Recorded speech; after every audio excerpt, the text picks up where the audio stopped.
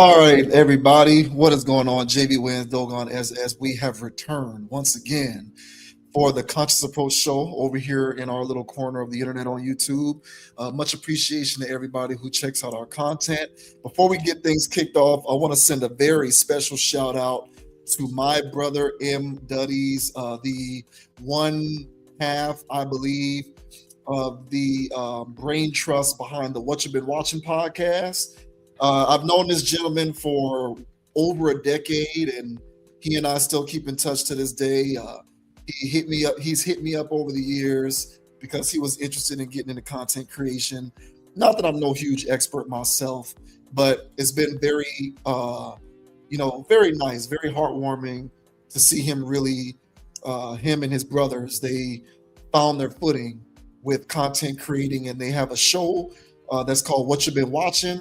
Their YouTube channel is relatively new because they originally started off just kind of doing the audio only. So they're available to download wherever you get your podcasts. But they recently transitioned to also uploading the content onto YouTube. So their channel will be in the description of this video. Go ahead and check those guys out, What You've Been Watching.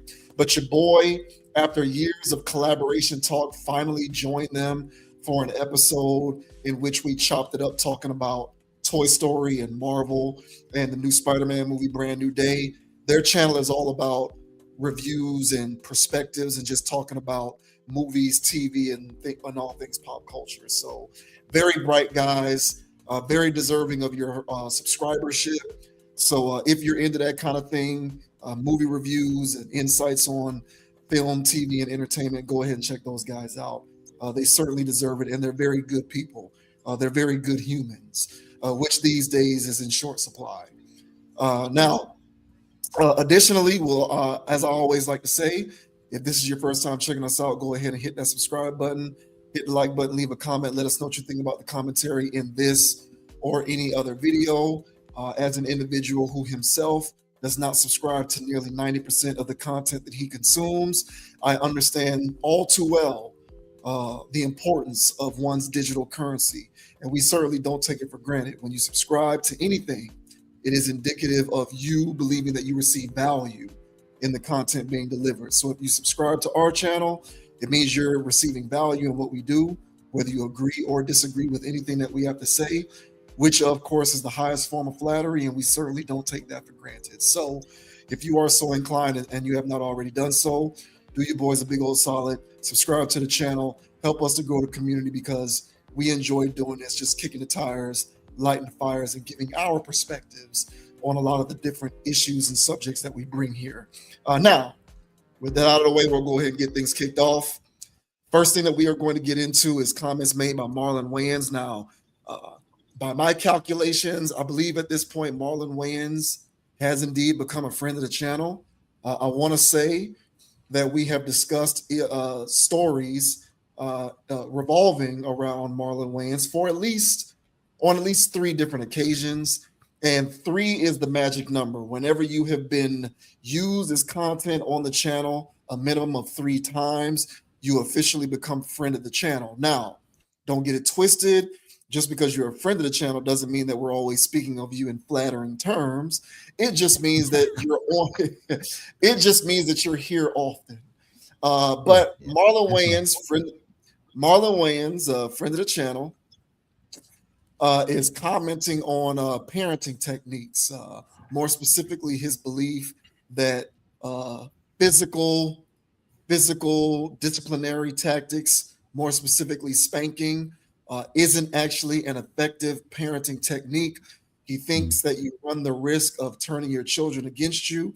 He believes that it is a replacement for poor communication skills. And he believes that if you utilize the spanking as a parenting technique, that you are running the risk of turning a best friend into a worst enemy. So this says, Marlon Wayans says, spanking kids turns your potential best friend into your enemy. Marlon Wayans is making headlines again, but this time it has nothing to do with the Scary Movie. The comedian and actor is weighing in on one of parenting's most polarizing debates, arguing that spanking children does more harm than good and urging parents to rethink physical discipline altogether. Speaking during a recent appearance on Los Angeles radio station 92.3. Wayans reflected on his own childhood and how being spanked by his father shaped their relationship.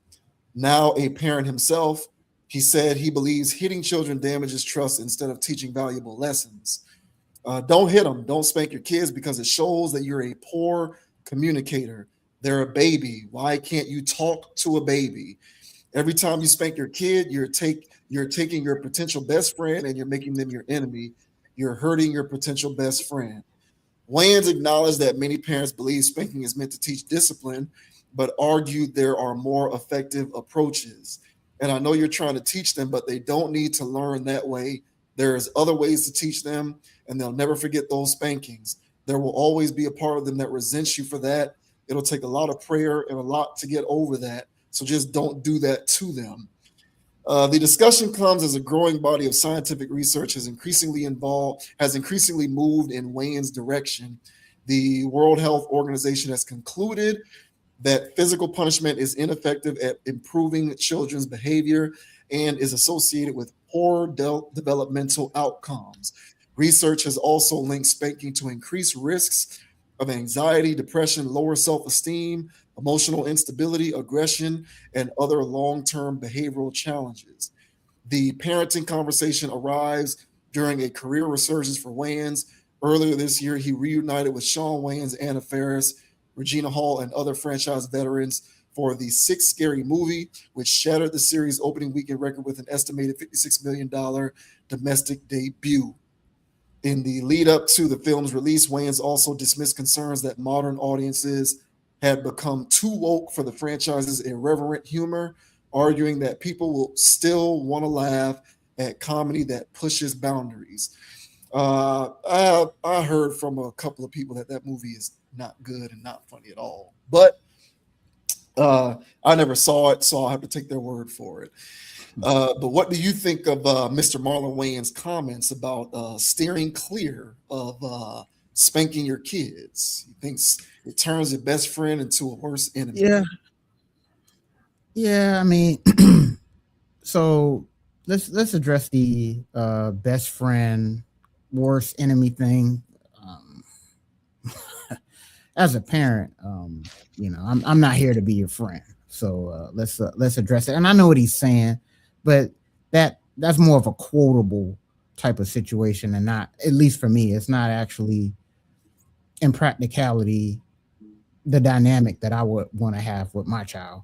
I get what he's coming from, but there's power in words, and I'm not trying to be a friend. I'm trying to be a parent. But on the other side of that, I do agree with him that spanking is not necessary. I didn't get spankings. I got whoopings. All right. So to me, there's a bit of a difference. So it sounds like Marlon didn't get spankings or whoopings. It sounds like he got more of a Joe Jackson kind of situation, which teeters on the line of abuse. Yeah, corporal punishment. Yeah, because he's sitting there talking about resentment and prayer and releasing. I ain't have to do that. I clearly understood when I was in the wrong, and then when I got the beating, was I happy about it? No. At the time, no. But I clearly understood the rules of the house, and I broke the rules. So therefore, I got the punishment everybody got. Now, addressing the whole beating, giving whoopings, and all that other stuff. I don't think it's necessary.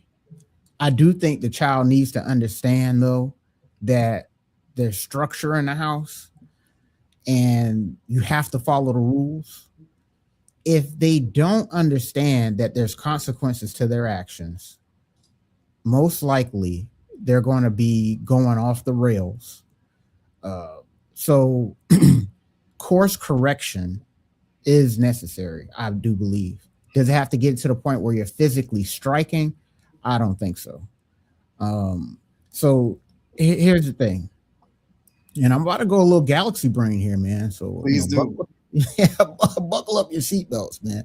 Please but, do. If you guys follow the channel enough and you guys guys watch, what we be talking about, the history that's gone on in this country where we have seen people who get out of line get struck with things. All right. I'm trying to speak here, but hopefully you're picking up what I'm putting down. And I think historically that has gone on from learning from that kind of trauma based course correction.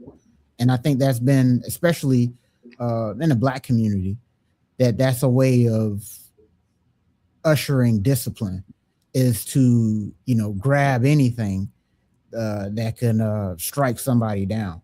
I've gotten whoopings with belts, brushes, hangers. Don't come after my parents, all right? It was the closest thing they could find, all right. And they had to show me a lesson, all right. I remember one time, man. I'm in. Now I know I'm supposed to be taking a shower, okay, but I don't feel like it. So I got the water running. You know what I'm saying? I got the water running, the radio playing, because we could take the radio in the bathroom. So the radio in there playing, and I'm in the shower, not taking a shower, and I'm in there just, you know what I'm saying, just in there dancing. My mama opened up the bathroom door. She was like, I don't smell soap. And I was like, oh, I went to grabbing the rag, rubbing it real quick. Man, she whipped that thing open, that shower curtain open. She had a hanger. And she gave me 1,000 lashes. Not literally 1,000, but she gave me 1,000 lashes. And I guess with the water, it was an extra sting to it. All right. I didn't play around like that no more. Now, did I have to did it have to come to that? Did I have to learn that way? No. And I'm pretty sure some type of therapist will tell me that I have some traumas from that. All right. But nevertheless, I learned my lesson in that moment. Now, I brought up that anecdotal story because now I can laugh at it.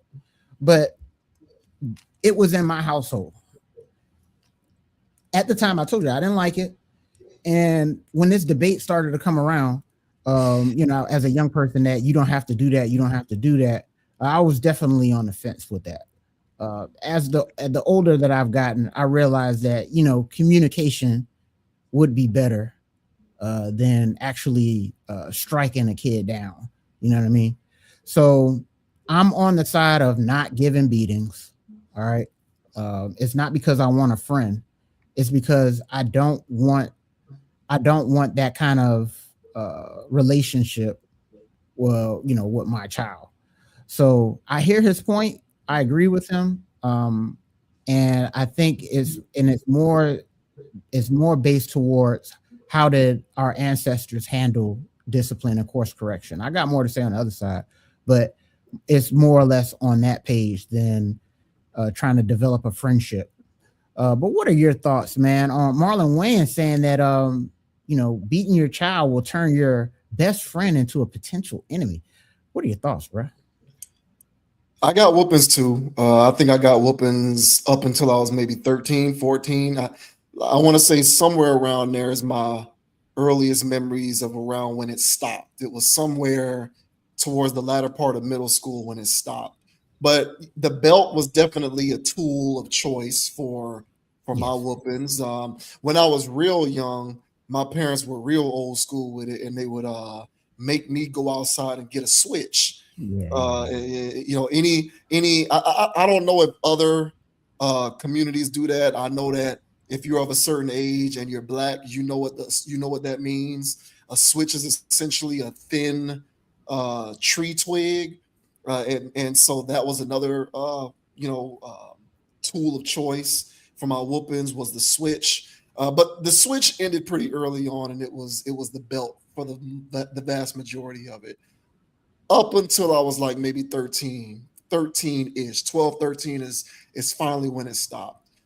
So I have experience with that as well. And what was some of the stuff that spanking or beatings or whatever you want to say is linked to anxiety, depression, lower self-esteem, emotional instability, aggression, and other long-term behavioral challenges. So Um, as an adult, I feel very comfortable enough to, admit certain things publicly.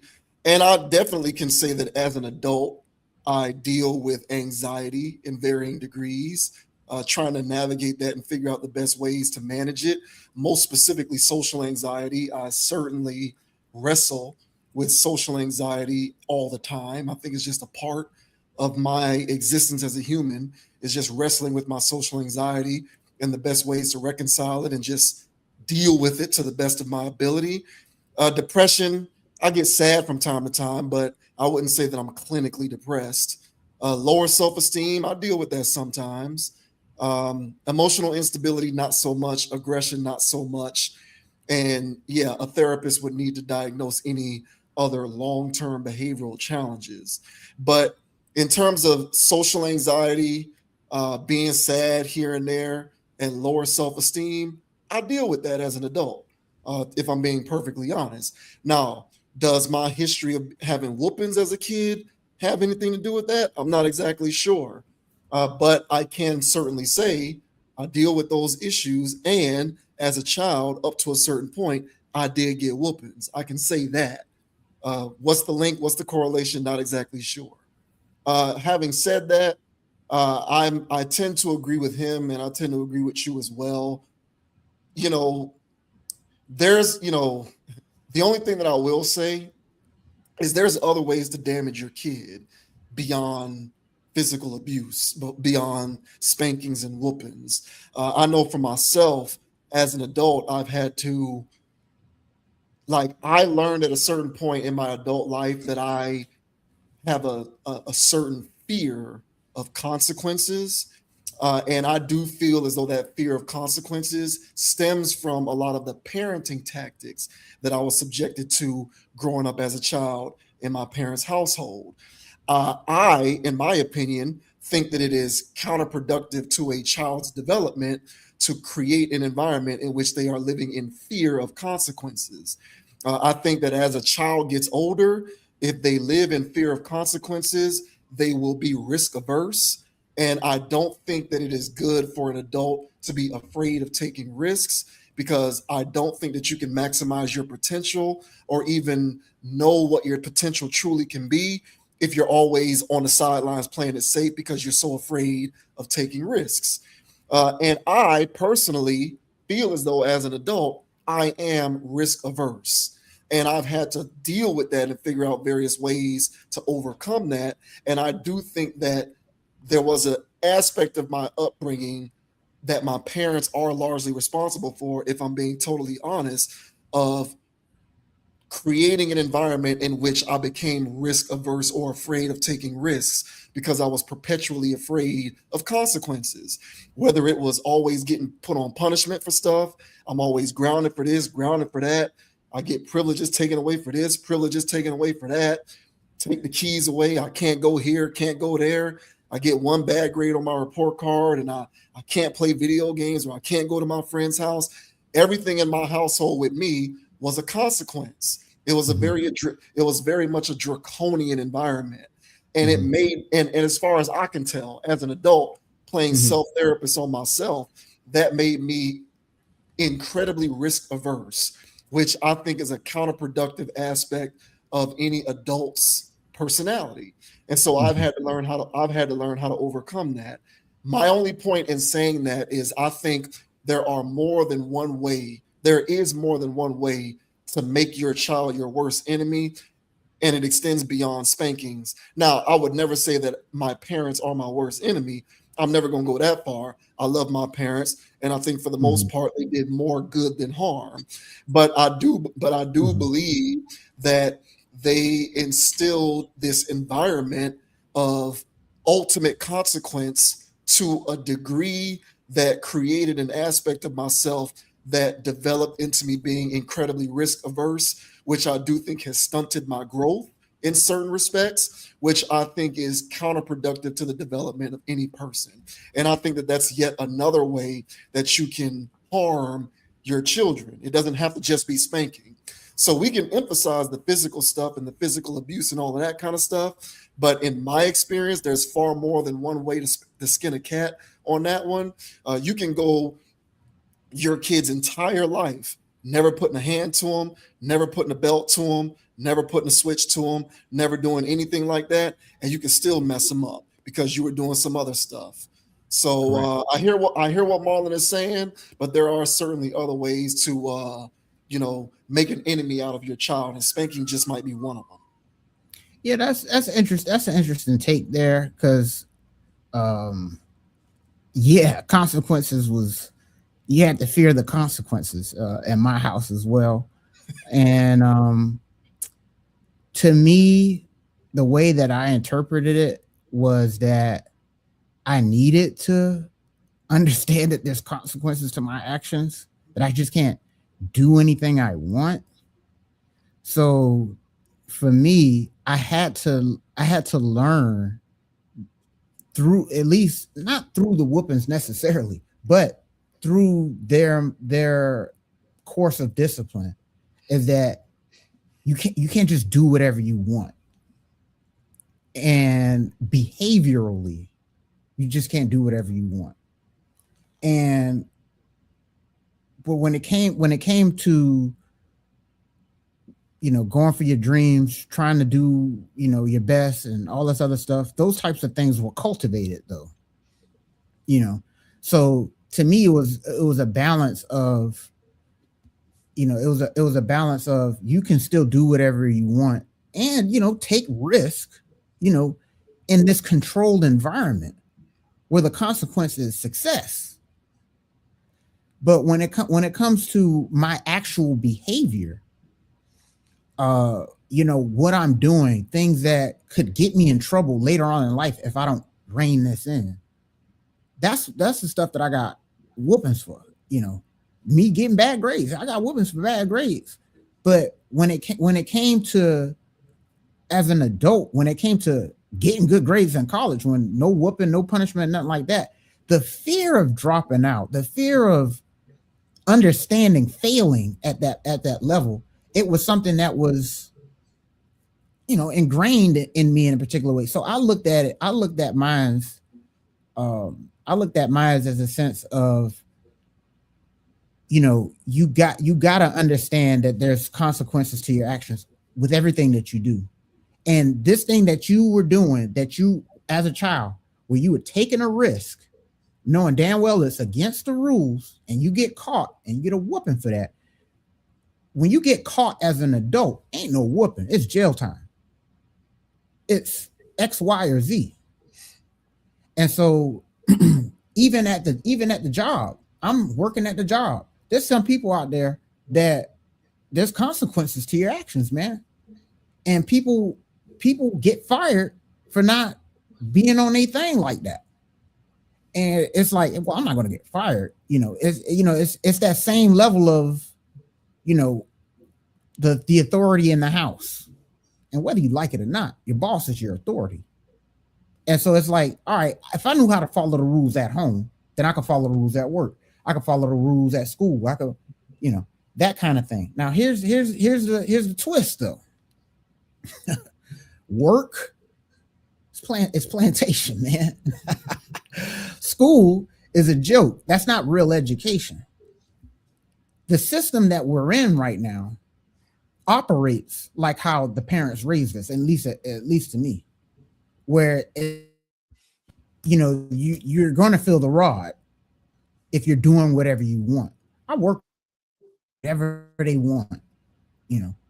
I stayed around, they didn't. For better or for worse, anybody could say. But it's that same at least within me, it's that same mechanism of, hey, just follow the rules. It's not hard. Just follow the rules, man. You can do whatever you want when you get off the clock. But all of this stuff where, you got to be you and, I'm going to be me and all that other stuff. If things aren't structural, you could eventually just do whatever and reap those consequences. Now, so the twist is, does it have to be a beating? No, it doesn't. All right. So that's the part about it where it's like, okay, you don't need a beating. But when raising a child, in my opinion, they still need to understand that consequences come with your actions. And you gonna stare me dead in the eye and do exactly what I told you not to do, you know, I'm not gonna whoop you, but I'm gonna let you know that I'm not the one to play with.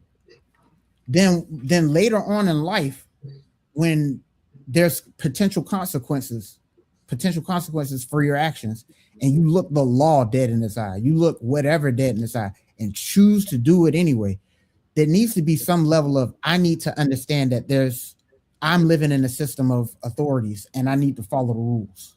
This is crazy to say out loud, but this is the society we live in. If you transpose this on a tribal way of living, it's a communal way of living where everybody's sharing. The kids aren't simply being raised by you; they're being raised by everybody else in the village. They're seeing different points of views. They're seeing different ways of being, and there isn't a job to have. There isn't a consequence. There isn't all this other weird stuff that's going on in Western society. Then there's no need to do any of these things. We're living in a society right now where this form of discipline or whatever is, I don't want to say necessary, but it's part of it. People aren't being raised by anymore. People are being raised in individual small little settings. And that narrow scope of those two parents, and in many cases just one parent, that child is not learning enough perspective of life, not learning enough ways how to carry themselves. And that kid is going to be doing exactly what the parents are. This system is messed up, is my point. This whole system, this westernized system, is jacked up. So therefore the kids are getting raised in jacked up ways. And the real answer to me is that the system would have to change. A parent just not giving a kid a whooping and, go stand in the corner and stuff like that, or whatever. I think there has to be a balanced strike, no pun intended, of the kid understanding they need to fear consequence. They need to fear consequences of bad actions, especially if they know that what they're doing is bad. They need to understand that. I personally think so. Because in the land of the quote unquote free, all right, there's a lot of ways for you to get caught up in stuff that you shouldn't be doing, and you're doing it anyway. You need to understand that there's consequences to that. So it's a balance, man. There's no real easy answer, but overall, like I said, the umbrella of it is, in order to instill these ways of having structure, balance as a person, and understanding consequences, whether good or bad, I do not think striking the child is necessary. That's one of the things that I do want to generationally curse, break that generational curse type of thing. So it's a fine line, man, and it's a touchy subject, no pun intended. But yeah, man, I still think children need to understand that bad actions come with things you don't want, and just letting them run willy-nilly and they can still go play their video games when they didn't do their homework. Yeah, right. They can still be on whatever, and they didn't do or they were yelling at somebody, and I'm still, they can still eat mac and cheese. Yeah, right. Not happening. Yeah, no, that goes without saying. I wasn't necessarily, I think the concept of discipline when doing something wrong is like a foregone conclusion. When I speak of an environment of a fear of consequences, I'm talking, I got a C on my report card, therefore I'm grounded. I mean, like, you say, oh, you gotta be home at 7:00. You walked in the door at 7:15. I'm taking your controllers away. I'm taking your joysticks away. I got an unsatisfactory on a progress report, and so now I can't go spend the weekend at my friend's house. Like, did I do anything wrong? If my parents said you shouldn't be doing this and I did it, technically, yes, I did something wrong because I was violating their rules, right? But it's specifically in the grand scheme of the cosmos, a child getting a C on their report card, in my opinion, doesn't warrant 2 weeks worth of punishment, no video games, you can't go outside, can't do this, can't do that. Like, I think that an excessive level of that kind of fear of consequence does have damaging effects. And I know me specifically, I'm focusing on the environment of consequences because that's my perspective. The only point that I am making in bringing that up is that there are more than one way. There is more than one way to stymie the development of your child. If we are going to say that spanking is something that can create certain patterns of underdevelopment, then I also think that there's other ways to do that, like overcorrections for disciplinary actions. Because spanking can be that, but then over punishment can be the same thing. So that's my whole point in saying that. But I also think discipline is necessary when faced with the prospect of something being done that was wrong, because people can't be helped. People should understand that they can't do whatever they want whenever they want. Humans are not, we've touched on this many times before, humans are not responsible enough, nor will they ever be responsible enough to be allowed to do whatever they want. We can't have that. You can't, I mean, yeah, certain aspects of authority and all of that kind of stuff, I hear all of that. But at the end of the day, humans cannot just be walking around thinking that at any given moment we can just do whatever they want. And there does need to be a respect for order in society. Now, if you want to use the word authority, if you want to use the word law, I don't care what word you want to use. Humans have to be governed by some sets of codes of conduct with which institute order, because we can't be living without order. We can't be living in a society devoid of order. It's dangerous, and it's just not okay. We can't be living like that. So from the standpoint of understanding discipline and consequences in the face of doing things that are wrong, totally get that. But within reason, as a parent, you can mess your kid up just by overcorrecting on punishments. So even if you're doing that, but you're not spanking them, you can be achieving the same thing without even knowing it. No, hey, well said, bro. So, yeah, overall, I think that there needs to be a balance of the child understanding, like you said, order, and not having to strike them. But if you just listen to any type of, in my opinion, liberal way of thinking, when it comes to raising a child and do this and that, and blah blah blah blah. It's like, these are the same people that tell you that is a boy really a boy if so these are coming from the same institutions. I'm not saying that to say to go strike them, but it's just like you got to take that with a grain of salt, because in my opinion, what these institutions or these people that's coming out with these studies and all this other stuff, because it's easy to say anxiety, everybody's got anxiety in Western society. All right. And it's probably coming from the EMF waves. It's probably coming from the MSG in the food. It's probably coming from the high fructose corn syrup. Maybe not the parents. It's probably coming from the Wi-Fi signal. So when these people talk about common things like anxiety, when they talk about things like depression or blah, blah, blah, blah, things that everybody in Western society is suffering from, and it's not directly tied to whooping, spankings, or nothing like that. It's tied to how this system is set up.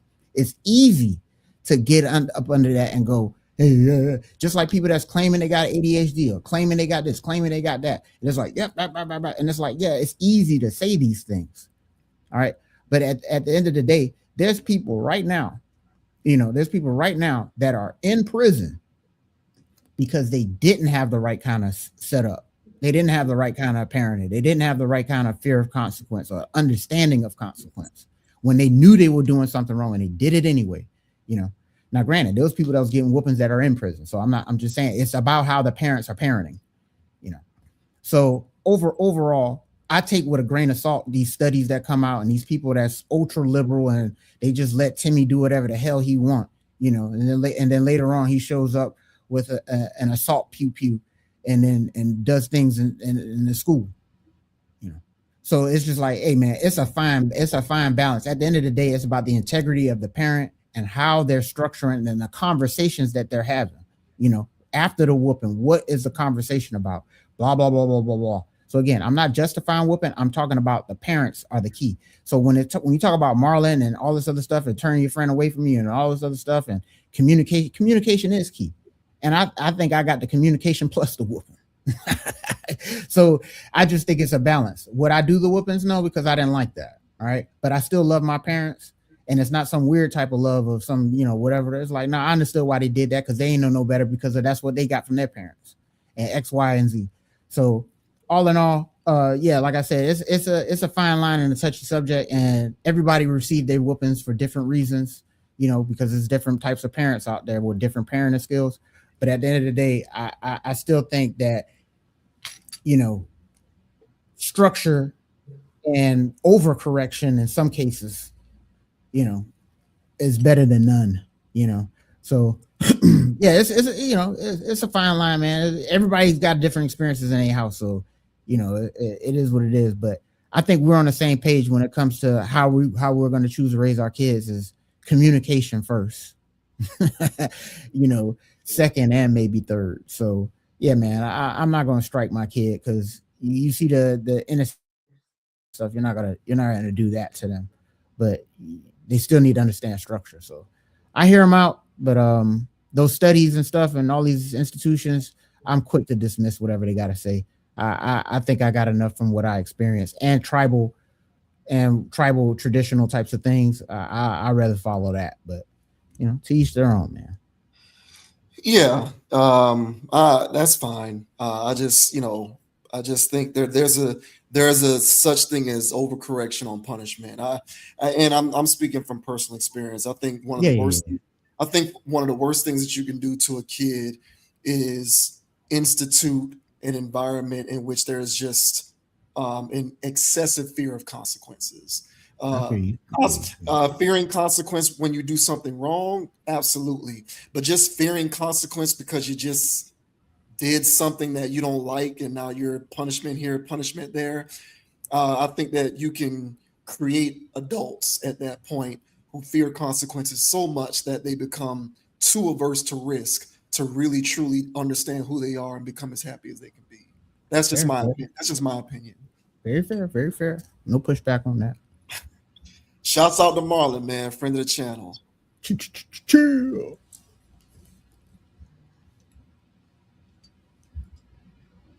So Paige Bueckers and Angel Reese made a bet during WNBA All-Star. By the way, didn't even know the WNBA All-Star game even took place. My bad. Sorry about it, allies. I didn't even know that it happened. Allies. I didn't even know that it happened. I didn't even know. Apparently, there was a whole week and a whole weekend, and I didn't even know. But apparently, Paige Bueckers and Angel Reese made a bet. It was like a $400 bet because Paige Bueckers plays for the Dallas Wings, is it? Yeah. And Angel Reese plays for the Atlanta Dream. And they made a bet that when the regular season resumes, the winner of their game wins like $400 or something like that. And so there was a video of this that went viral on social media, and the WNBA ended up taking it down because they're like, oh my God, we don't want to condone gambling or anything like that. So the fact that the WNBA stepped in to kind of take it down is the part about this that people are talking about because the WNBA wants to make it known that they don't condone or, uphold or are in favor of gambling in any capacity because they don't want none of that smoke. But they're also not going to be disciplining either Angel Reese or Paige Bueckers. It's like a water under the bridge type thing. And so the WNBA just wants to make it known whether you're doing this as a funny type thing or a joke or not. We can't be posting things like that because it makes us look bad when it comes to this gambling. So WNBA says social media posts of Paige Bueckers and Angel Reese discussing wager missed the mark. The WNBA issued a statement on Thursday after the league posted a video on social media showing Paige Bueckers and Angel Reese discussing a bet prior to last night's game between their respective teams, the Dallas Wings and Atlanta Dream. While the social media post was intended to be lighthearted, WNBA players are well aware of the league's policies prohibiting betting on WNBA games and receive training every year reinforcing those policies. We recognize that the post missed the mark, removed it shortly after it was published, and addressed the matter internally. The post starts with Bueckers being reminded of a wager that she and Reese made during practice at WNBA All-Star Weekend, to which she responded, "We did." The video cuts to a clip of the Wings guard joking, "This is how the rich stay rich," before Reese waves a few $100 bills in front of the camera. Reese ends up proposing to Bueckers that the winner of Wednesday's game receives $400 from the other person. So here is the video in question. At All-Star Weekend, you and Angel made a bet with each other on this game. Is that bet still? This is how the rich stay rich. You gotta save this money. I'm gonna see you next week on Wednesday. Yeah. At night? No, at practice. Oh, at practice? I mean, I know y'all gonna lose, but if y'all lose, I get to have that. If y'all win, you get it 400. And if we lose, then you get. No, you owe me 400. Bet I'm staying on it. All right, so she says she's standing on it. So that's what got taken down. That got taken down by the WNBA. They said no mas. Under the WNBA's CBA, we will also use this as an opportunity to reemphasize with the players involved that conversations about wagering on WNBA games, even when intended as a joke, can have negative consequences. After the Dream defeated the Wings 82-81, Reese joked, "I'll be requesting my Apple Pay after this." A source tells ESPN that Bueckers and Reese will not be punished. So what do you think of the WNBA's reaction to this, where, they felt as though they were walking a fine line and they had to get it taken down?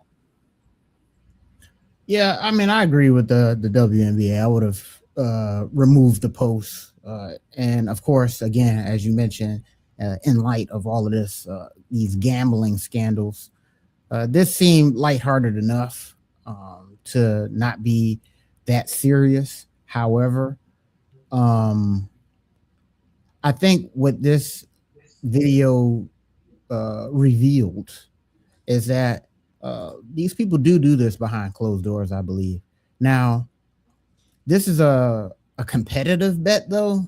I'm going to beat you. You go, so it's not like any over unders type of weird thing. So you want that level of competition, but at the same time, it's bad optics.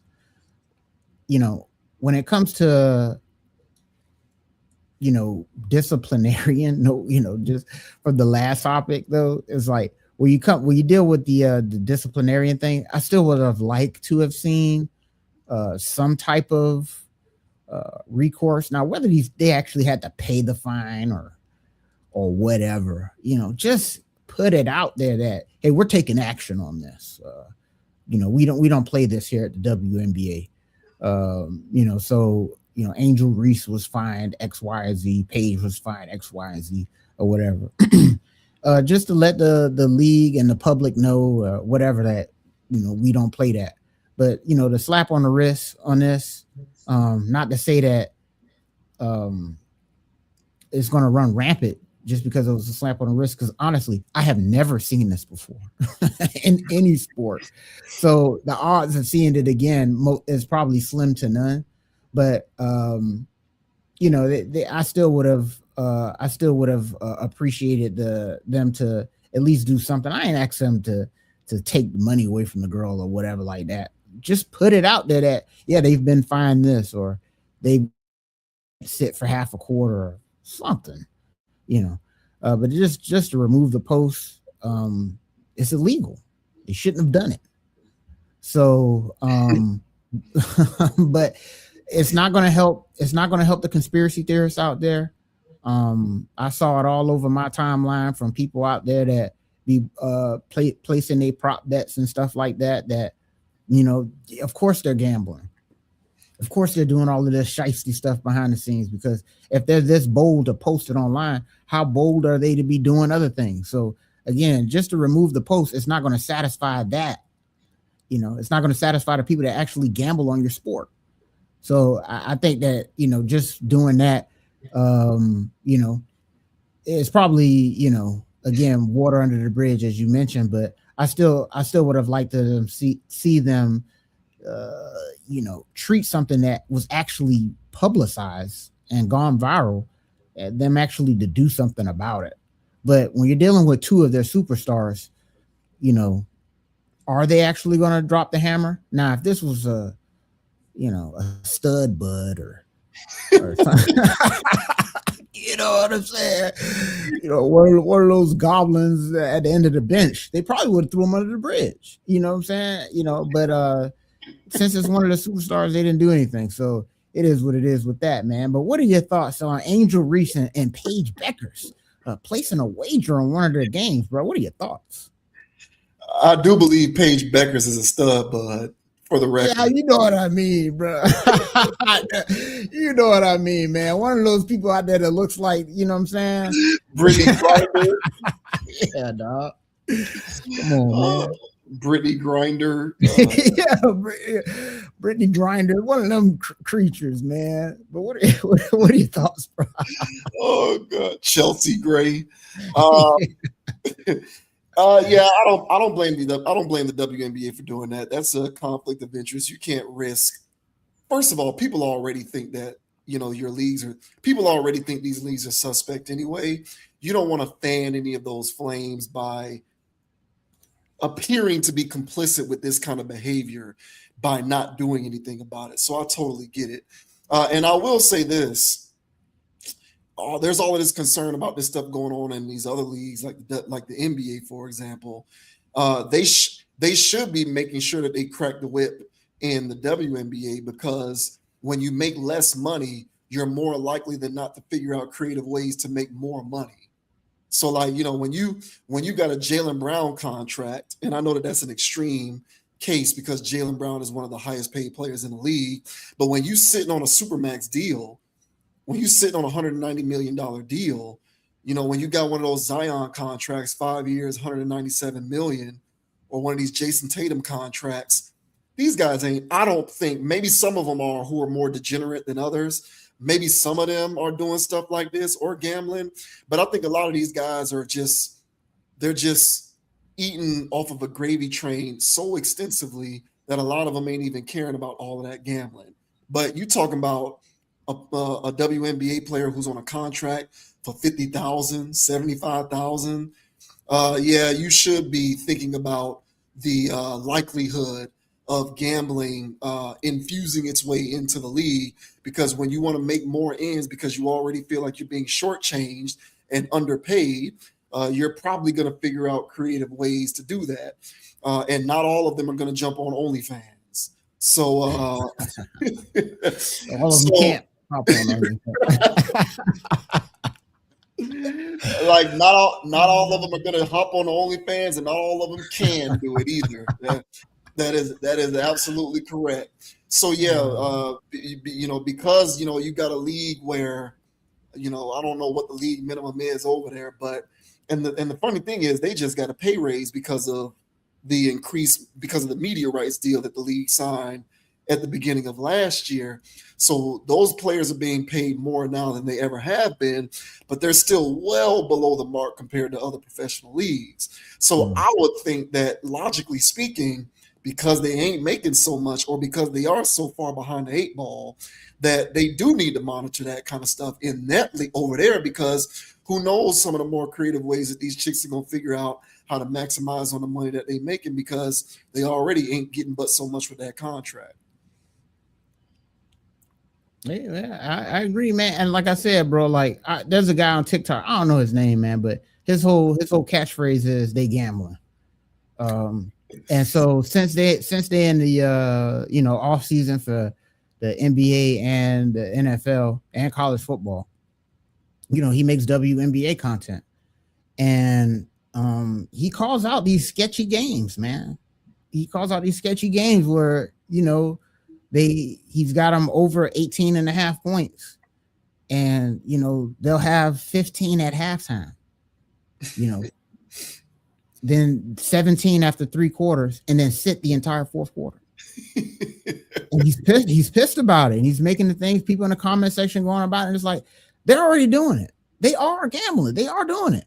I saw a clip out there with it's floating out there, Draymond Green, you know, Steph Curry and all them acting some kind of way, because I think the over and under or the spread was a certain type of way with the Warriors and some other team.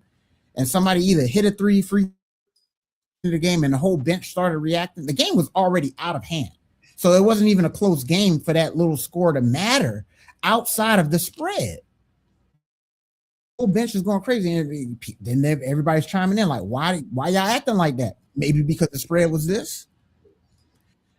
Last year, Indiana, they're playing Iowa. The spread was X, Y, or Z. Don't remember what it was. Okay, it's time to take a knee. Fernando Mendoza hikes the ball and runs all the way back and gets a safety. You telling me these people aren't gambling? They are gambling. It's ruining the integrity of the game. You know, the sanctity of the game of, you know, like we like to talk about, and the purist. At the end of the day, they are doing it. There are kickbacks somewhere. Are they all doing it? No. But it's in the league and it's replete through all of them. And so when they're this arrogant to post it online, you know what I'm saying? To me, again, a slap on the wrist with this, you know, they should take it more seriously. Now, do I think Angel, Reese, and Paige is out here running some type of poker rink and using 3D lenses and all this other stuff like Chauncey Billups and them? No. Are they doing a Terry Rozier and a Malik Beasley? I hope not. All right. But at the end of the day, there has to be some type of standard set. So I'm not asking for anything egregious. Just, you know, it's just one of those things where you got to fall on the sword. It's kind of like in training day, you know what I'm saying? Or you know, Lonzo, they sitting there staging the hit that they did. You know what I'm saying? And then they point to the guy and say, hey, bro, you got to take this bullet, bro. Mm-hmm. You know what I'm saying? And you got to take this to make it look real. You know what I'm saying? We'll give you a kickback on it, but we're going to find you, you know, $5,000, which is contract. All right. And say, hey, we're gonna charge you $5,000 for this. All right. We're gonna do some type of incentive thing or whatever on the back end where we're gonna give you $7,000 for it. But we have to show everybody that we find you for this.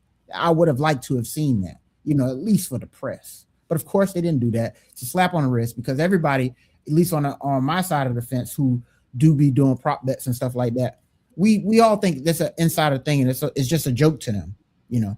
But you know, the scrutiny is at an all-time high. Everybody's paying attention because everybody's placing bets. So of course this is not a good look. The market, I don't think, is high enough for people to really care. But if this went on in the NBA, the NFL or something like that, there would have been real, I believe, real repercussions, you know, unless it was Patrick Mahomes. Yeah. You know?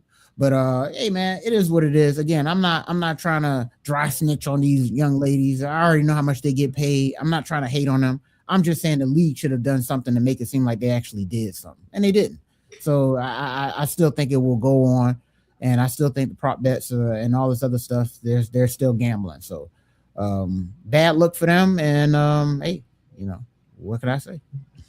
So according to AI on Google, it says the WNBA minimum salary ranges from $270,000 to $300,000 for the 2026 season. They got a raise. Yes. This reflects a historic increase established under the CBA. So it ups it from the previous minimum. It up from previous minimums near 66,000. So it went way up. But and I'm pretty sure that that's largely attributed to the media rights deal because you know the NBA signed that crazy deal where it's worth billions of dollars between, you know, what is it, Prime and Peacock and ESPN and all of them. So I'm pretty sure that's where that raise came from. And you know, also the WNBA is just in a very, very weird spot because anything that gets done, you know, there's this ongoing sidebar conversations that, you know, have nothing to do with the game or the sport, and it has to do with everybody else's like individual crusade. So like if the WNBA had to discipline these players in any capacity, I think that there would have been uproar from people claiming that the WNBA hates women, for example. Like they got the WNBA has to deal with that kind of nonsense where it's like if anything happens, even if it's within a sports context, you'll have all the rest of these SJWs all over the place, campaigning on behalf of the players, and or you punish them. Do you hate women? Are you, all of that kind of weird stuff. So like the WNBA is trying to navigate that, and I think that has something also to do with why they would opt to not punish them. Because I do agree with you. I think that if it was the NBA, there would have been a fine at least. At least. Yeah. At least. Yeah. Hey, but hey, shout out to Paige, man. Real hooper out there. And Angel, man. She out there hooping too, man. So shout out to both of them, man. Hey, bro, hot take. Paige is better than Caitlin Clark. That's not a reach either. It's I think Paige, a lot of people would agree with that. Yeah, Paige is a better player than Caitlin Clark. It's just Caitlin Clark dribbles between her legs and throws behind the back passes and pulls up from 30. So that's why she's so electrifying. But is Paige better? Of course, Paige is better. 100%, bro.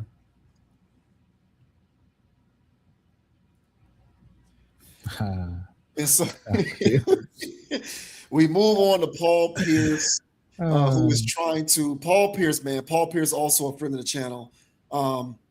Paul Pierce is trying to minimize the collateral damage of the child support demands that he is currently facing. So we're going to go ahead and get right into this because, it's looking real ugly for Paul Pierce. And Paul Pierce is increasingly looking like a lot of the guys that I describe in these videos when I say, hey, bro, this whole thing is your fault, right? So Paul Pierce's ex-girlfriend, who gave birth to a child that Paul Pierce is the father of, is demanding $30,000 a month in child support. And Paul Pierce is basically saying, listen, this is what I make now. My income is such that I currently cannot afford that. He's trying to sidestep having to pay this much that the ex-girlfriend is demanding from him. So this says Paul Pierce fights back against ex's $30,000 monthly child support demand. Paul Pierce is pushing back ex-Princess Santiago's request for nearly $30,000 a month in child support for their son King. The NBA Hall of Famer filed court documents on July 29th opposing Santiago's demand for $29,811 per month. In the doc seen by Complex, Pierce has proposed paying roughly $4,145 monthly, a figure he argues better reflects his current financial standing. Santiago also has sought $100,000 in legal fees and almost $20,000 to cover pregnancy, birth, and post-birth costs. Her legal team pointed to remarks Pierce made on Club Shay Shay, in which he said his endorsement income was substantial enough that he never touched his NBA salary for personal expenses as justification for the high figure. Pierce, however, argues his financial situation has changed significantly. He reported 2025 income of approximately $1.5 million and residual payments from FS1, where his role ended in 2021, are set to stop in September, after which his income will drop by nearly half. His filing also highlights existing obligations. Pierce currently pays $20,000 per month in spousal support and $24,000 per month in child support for 4 other children, totaling $44,000 per month before any new order is factored in. Pierce noted in the filing that Santiago earns more than $400,000 annually, pushing back on her claim of limited financial resources. He also rebutted characterizations of his personal life directly. I live a quiet and stable life with my girlfriend. I do not drink to excess. Prior to court filings, Pierce had been voluntarily sending Santiago $5,000 a month. The two are also at odds over custody. Pierce is seeking joint legal and physical custody of King, while Santiago is requesting sole custody. Santiago's statement from when she filed a California paternity suit in January reflected her frustration. I filed for paternity papers after multiple attempts to resolve this privately. Paul Pierce is the father of my son King, and I am simply asking for a paternity test so the truth can be confirmed. This isn't about drama or attention. It's about accountability and doing what's right for my child. Pierce confirmed paternity in April when King was about 2 months old. The custody and support dispute is ongoing in California court. So this guy is drowning, bro. $44,000 per month before any new order is factored in. $24,000 per month in child support for 4 other kids. Plus, what was that? $20,000 per month in spousal support. At least he's trying to get joint custody. I'll give him credit for that. I don't know how successful he'll be, but at least he's doing that. But what do you think about Paul Pierce's ongoing difficult battle when it comes to this child support? Man, 44,000 times 12 is $528,000. So if he said he's going to be getting half of 1.5,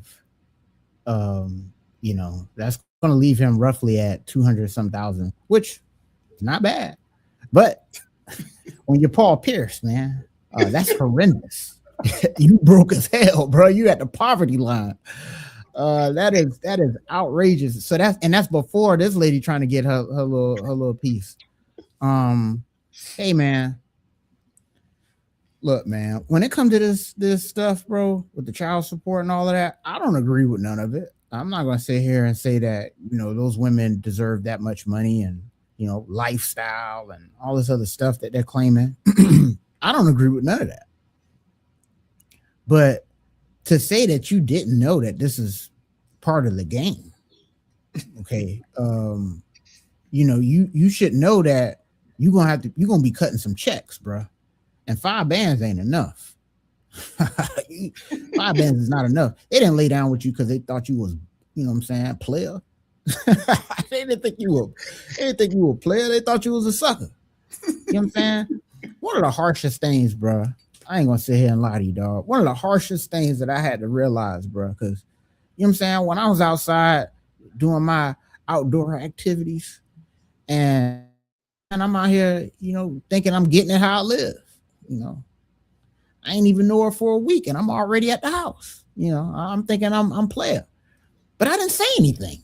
I didn't do anything. I didn't do anything special. I just showed up. I got a number and showed up, and now I'm here. So, and I realized that I said, "Hey, man, how many other people have done this? It's only been a week. There's 52 weeks in a year. You know what I'm saying? And how often is this happening? You know what I'm saying? TV on the floor, bed on the floor. You know what I'm saying? Like, what's going on here, man?" So when you and I realized, I was like, I don't think it's me. You know what I'm saying? It is to a degree, but it ain't me. It ain't because I'm playing. It ain't because I'm baller. It's because this girl got a problem. You know what I'm saying? And so when Paul Pierce, any of these guys, man, any of these ball players, any of these guys that's making all of this money, bro, because they pulled up in a Bentley. It's the Bentley, bro. It ain't you. It's the whatever else. It's not you. And once you get over that hump to realize that they're not having intercourse with you because you're the man. They're having intercourse with the car, the access, all of this other stuff, the status. Because you're going to be disposed of. And the extra bonus when you're one of those people is for them to get pregnant by it. I mean, that's an ultimate cash out. It's a retirement plan. And if you don't see that, if you don't know that, then I don't know what to tell you. It's hard to feel sorry for these people. Yeah, I can sit here and go, "Oh man, the system's corrupt." It is. But I'm not going to sit here and cry a river for Paul Pierce for that. You should have learned from baby mama 1.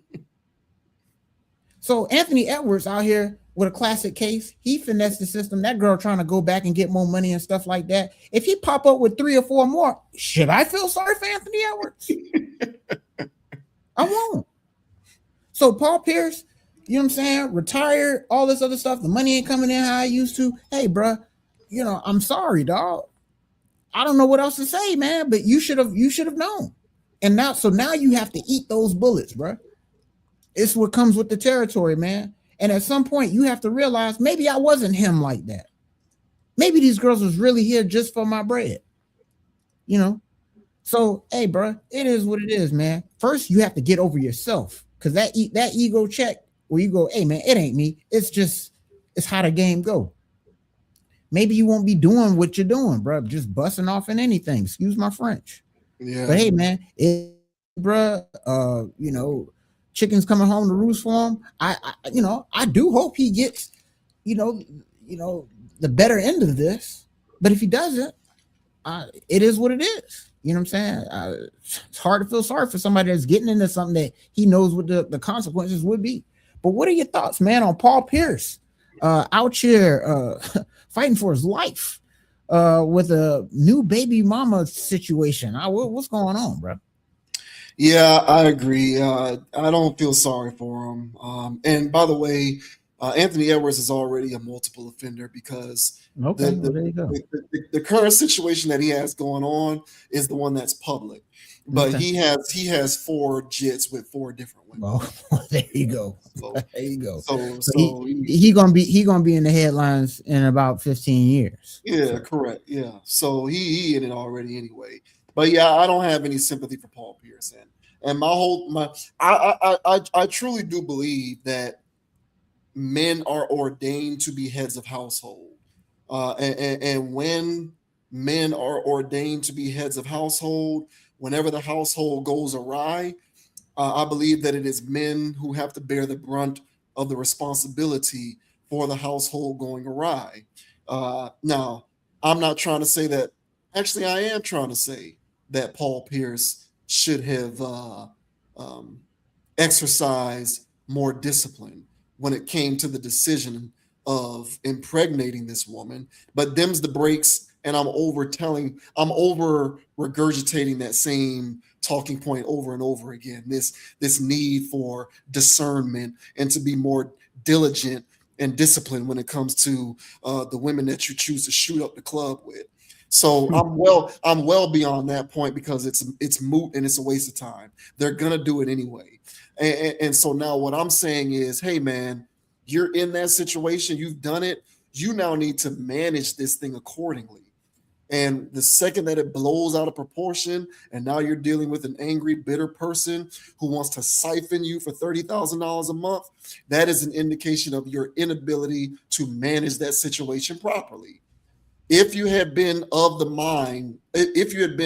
state of mind, in my opinion, to manage her emotions and to manage her expectations appropriately, y'all would probably be figuring out a more amicable way to find a solution to this problem.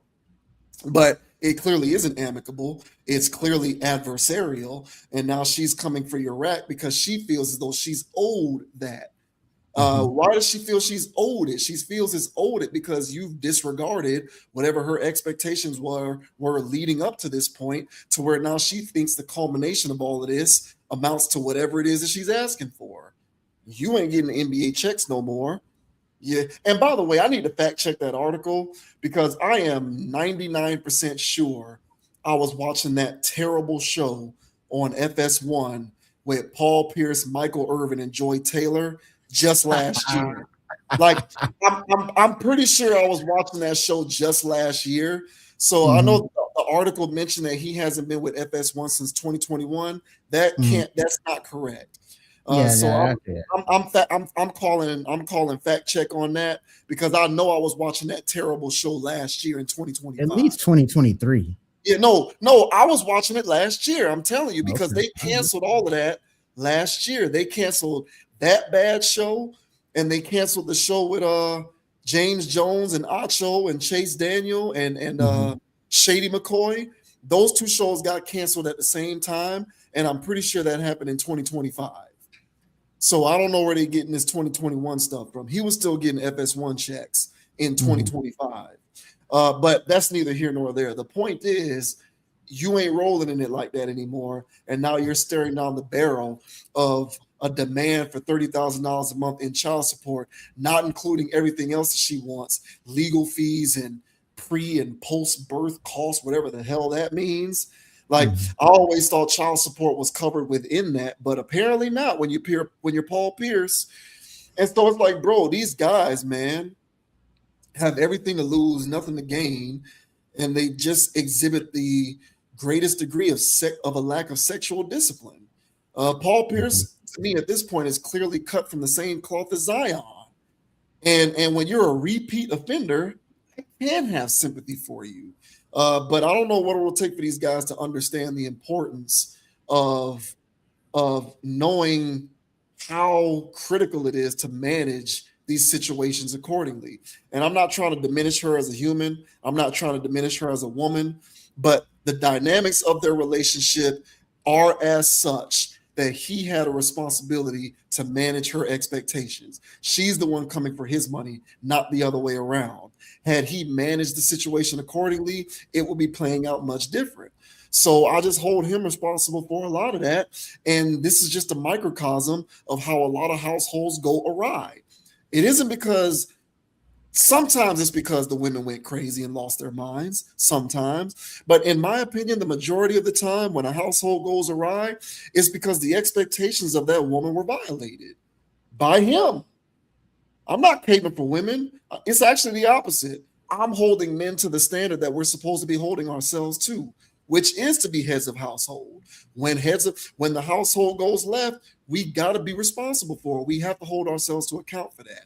And so Paul Pierce is the latest example of it. There will be more, and it's just unfortunate to see. Yeah, man, and I'm gonna beat the drum again, man. Of men gotta just we gotta get over ourselves. The part of ourselves that it's okay to be confident in yourself, but that confidence in yourself to think that they're not trying to play you, right? You gotta have to get over that. And the whole fact that I'm gonna come out on top. No, not when the whole entire game is stacked against you. It's gonna be hard to beat that, bro. Yeah.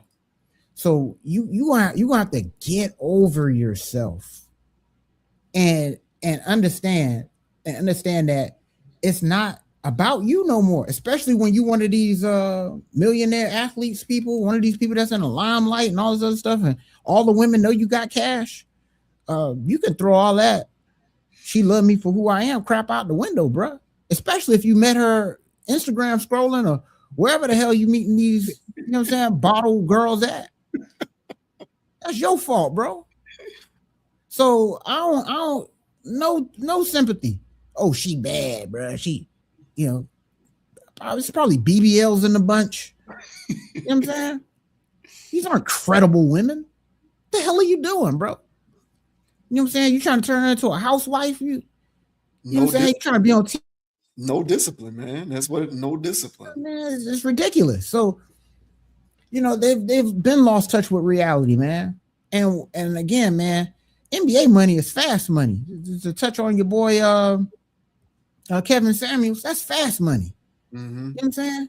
You didn't build that from the ground up. Yeah, you went to practice. You were shooting in the gym and stuff like that. You did that. You know what I'm saying? But at the same time, bro, you didn't build that brick by brick. You got to check. That's fast money. And when people get fast money, they think it's always going to be there. I'll just make that back. I'll just make that back. Oh, she can have $15,000 a month. I don't like that, but it's whatever. It's not always going to be whatever, bro. So that fast money mentality that these athletes have, I'll just get that back. I'll just get that back. And then they start crying like they Joe Smith. You remember the Joe Smith thing? He's sitting there crying, bro, I'm broke. I'm broke. So now your woman want to start stripping again. Come on, bro. This is the crap y'all got yourself in because you thought you were bigger than who you really are, dog. Yeah. And that's the part where I say you got to get over that. Because I done had enough reality checks, man, to realize, oh, she's not here for me. I thought it was me, man. It's not me. It's what I do. It's what I provide. I guarantee you, if I'm not doing that, she's not going to be here and have no sympathy for me. Oh no, yeah. There's no. I feel bad for you at all. Yeah, no, it's ruthless. It's cutthroat. I mean, maybe one tear gets shed, but she's hopping on the next one after exactly. that. I don't even think a tear is getting shed because nine times out of 10 they already know who the next candidate is. Yeah, so man. all it is, it's a simple transition from one candidate to the next. Job, bro. They sit there, they do the job interview, they get through, they make it through the 90-day probation bit, and they start showing they behind, literally and figuratively. You know what I'm saying? Cutting corners, not doing this, not doing that. You know what I'm saying? Because they in the job, they got the position. Mess around, you know what I'm saying? You got the kids with her, then they're locked in. So you just a job, bro. That's it. And as soon as the benefits are gone, as soon as this and that is gone, it's like, whoa, y'all cutting healthcare? I'm out of here. I can get healthcare somewhere else. You know what I'm saying? And then when they leave, they get unemployment from your behind. You know what I'm saying? So once these guys can see that that's the game, maybe you'll start treating these employees like they really, really are. You know what I'm saying? So, yeah, man, don't mean to speak it like this, but especially for dudes in their position. Like I said, man, you sitting there thinking that she really love you because you so player and you keep it so G and you keep it so P. You need to get over that, bro. And realize that this is an economic game. And right now, gas prices, food prices, oh yeah, they're gonna hit you over the head for real. You know what I'm saying? So hey man, best of luck to Paul. But I don't know if he's gonna win this. So hey, look, man, listen, real talk. And this, of course, does not apply to you or me or anyone our age. I'm speaking to the younger generation of men out there. Mm-hmm. Listen, this is listen very carefully.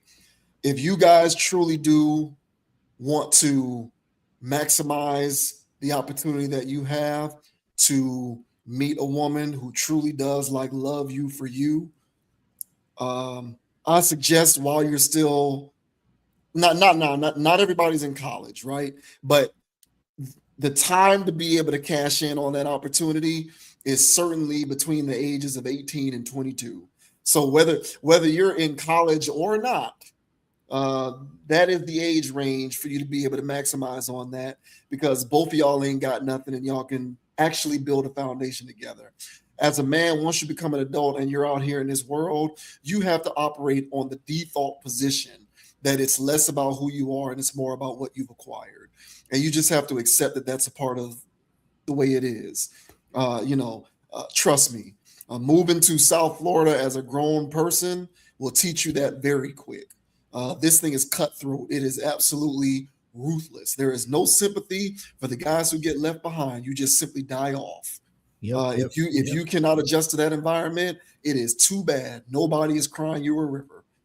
So if you do not want to subject yourself to that ecosystem, you better cash in on your opportunity to not have to do that as early as possible and get out the game at a very young age. Because if you get into adulthood and you get out here into this real world and you feel like you're going to try to muscle your way into the game and finesse your way into women because you got aura and whatever else you want to call it, you know what I'm saying? Whatever the hell else you want to call it,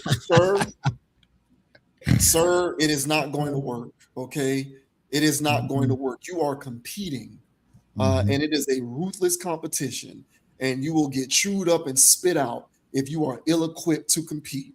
And so if you don't want to deal with that, and if you do not have the stomach for it, which I don't blame you if you feel that way. A lot of guys feel that way.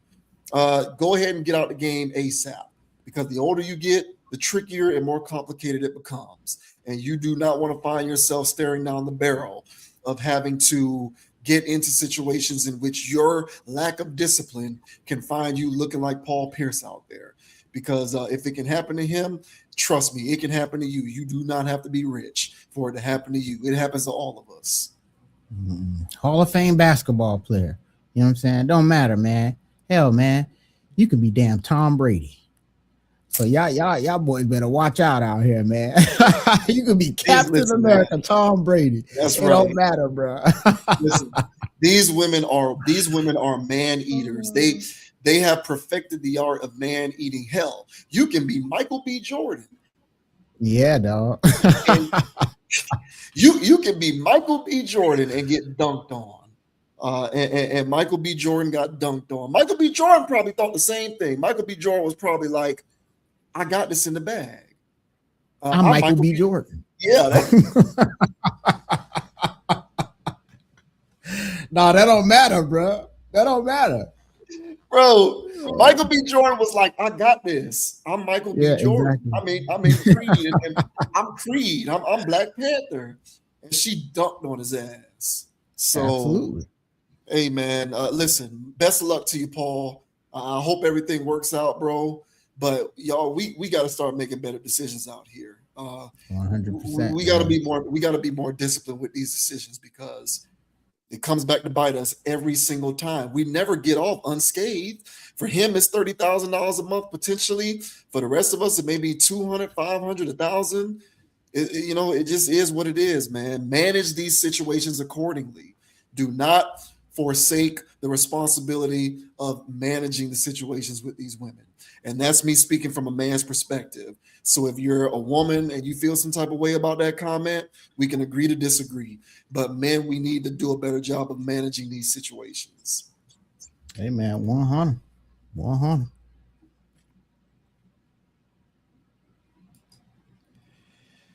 So now we have an interesting situation involving the author of a young adult trilogy fiction work. This woman's work is being adapted into a film, and apparently there's a rift between her and what's happening with this film adaptation. And so she is basically renouncing her association with the film adaptation of her own book. She's so emotional about the situation. She made a TikTok about it, basically saying, I'm hyperventilating. I'm experiencing panic attacks, violent stomach convulsions, or whatever she's saying.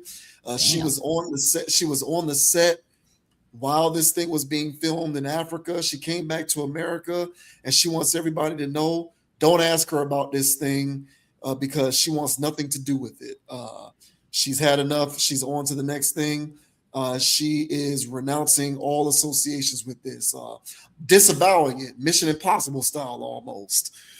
Her name, by the way, is Tomi Adeyemi.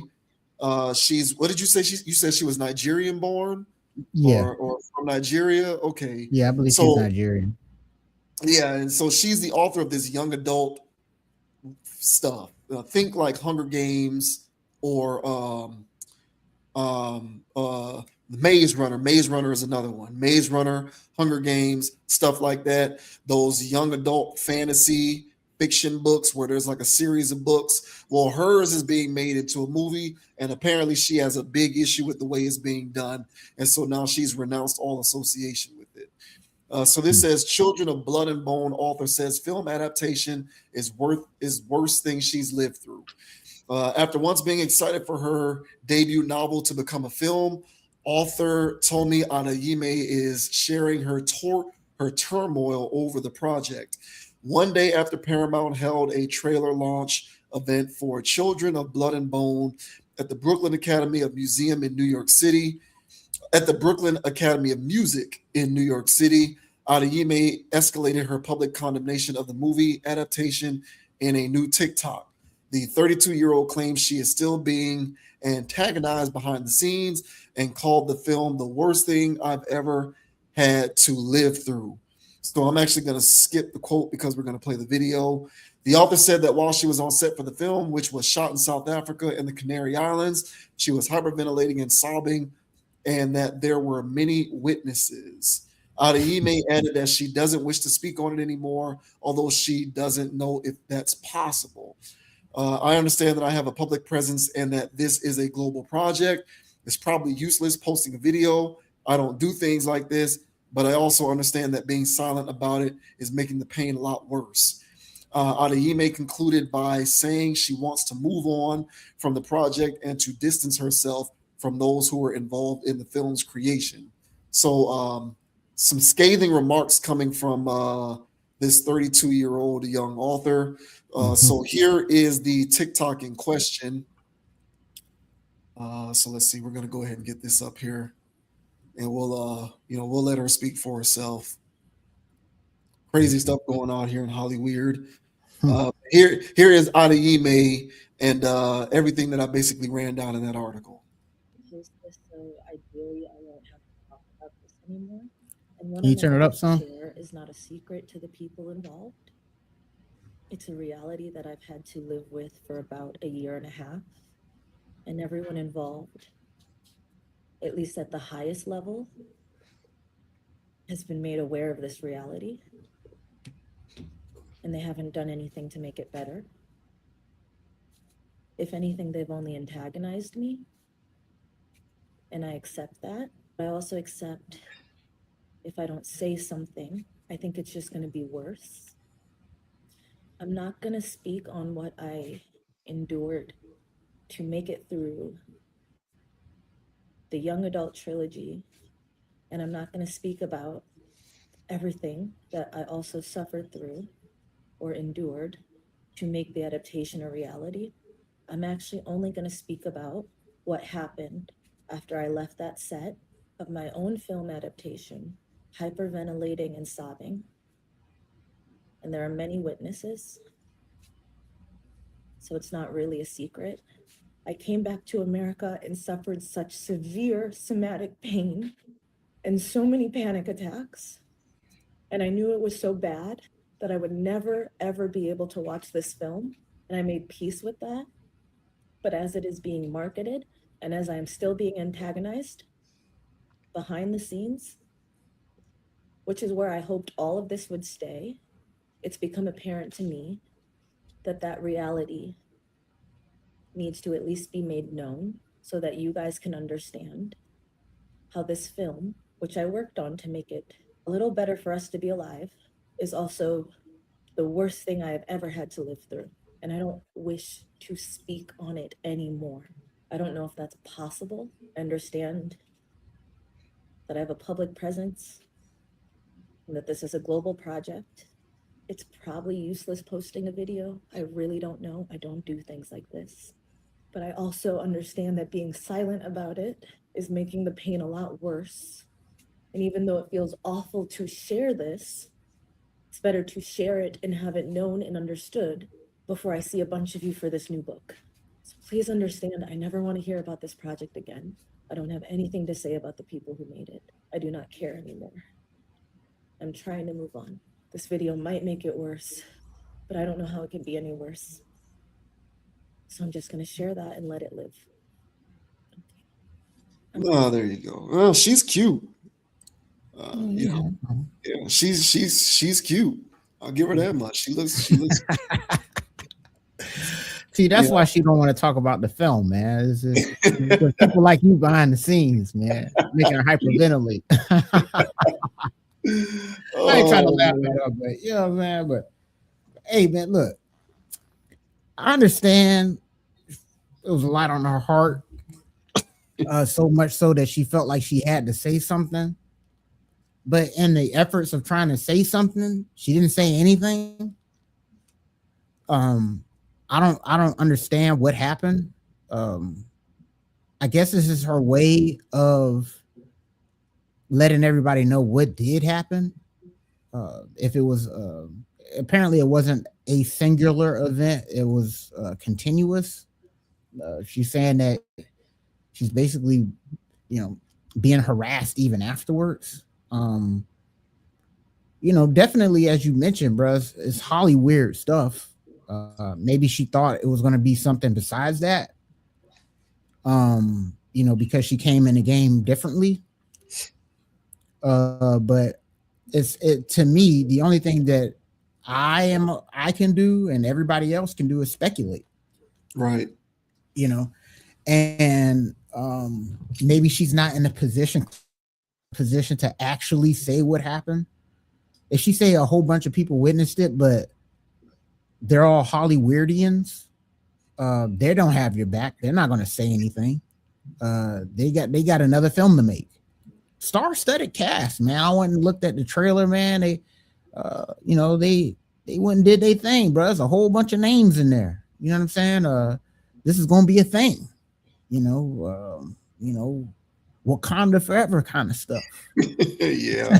You know what I mean? Like, yeah. Negroes gonna lose their mind about this thing, bro. It's a lot going on, bro. So I understand the hoopla about the film, and at least for her, man, it sucks that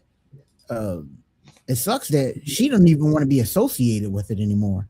And like she said, like, I don't know if I can avoid it. I don't think you can.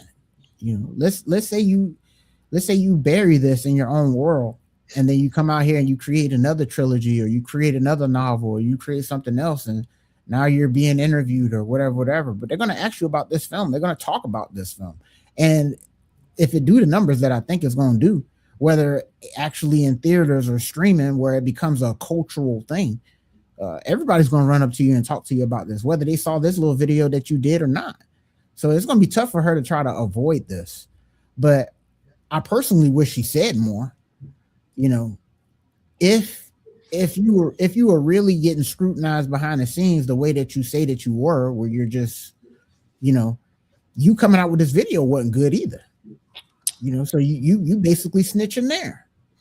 So I ain't telling her to just drop dimes and tell us everything, I guess, but at least give the people something, or don't say anything at all. You know what I'm saying? But as it was heavy on her heart, I'm not going to tell her how to grieve. But in that film, in that clip there, I don't know what to do about that. You know what I'm saying? Will I support the film? I'll probably watch it on streaming. But it sucks that she experienced what she did, even though I don't even know what she experienced. But it clearly left her in a traumatized state. So, but that's Hollywood for you, man. Like when you shaking hands with these people, you never know what's going to happen. So you're either with the program or not, and it sounds like she's not with the program.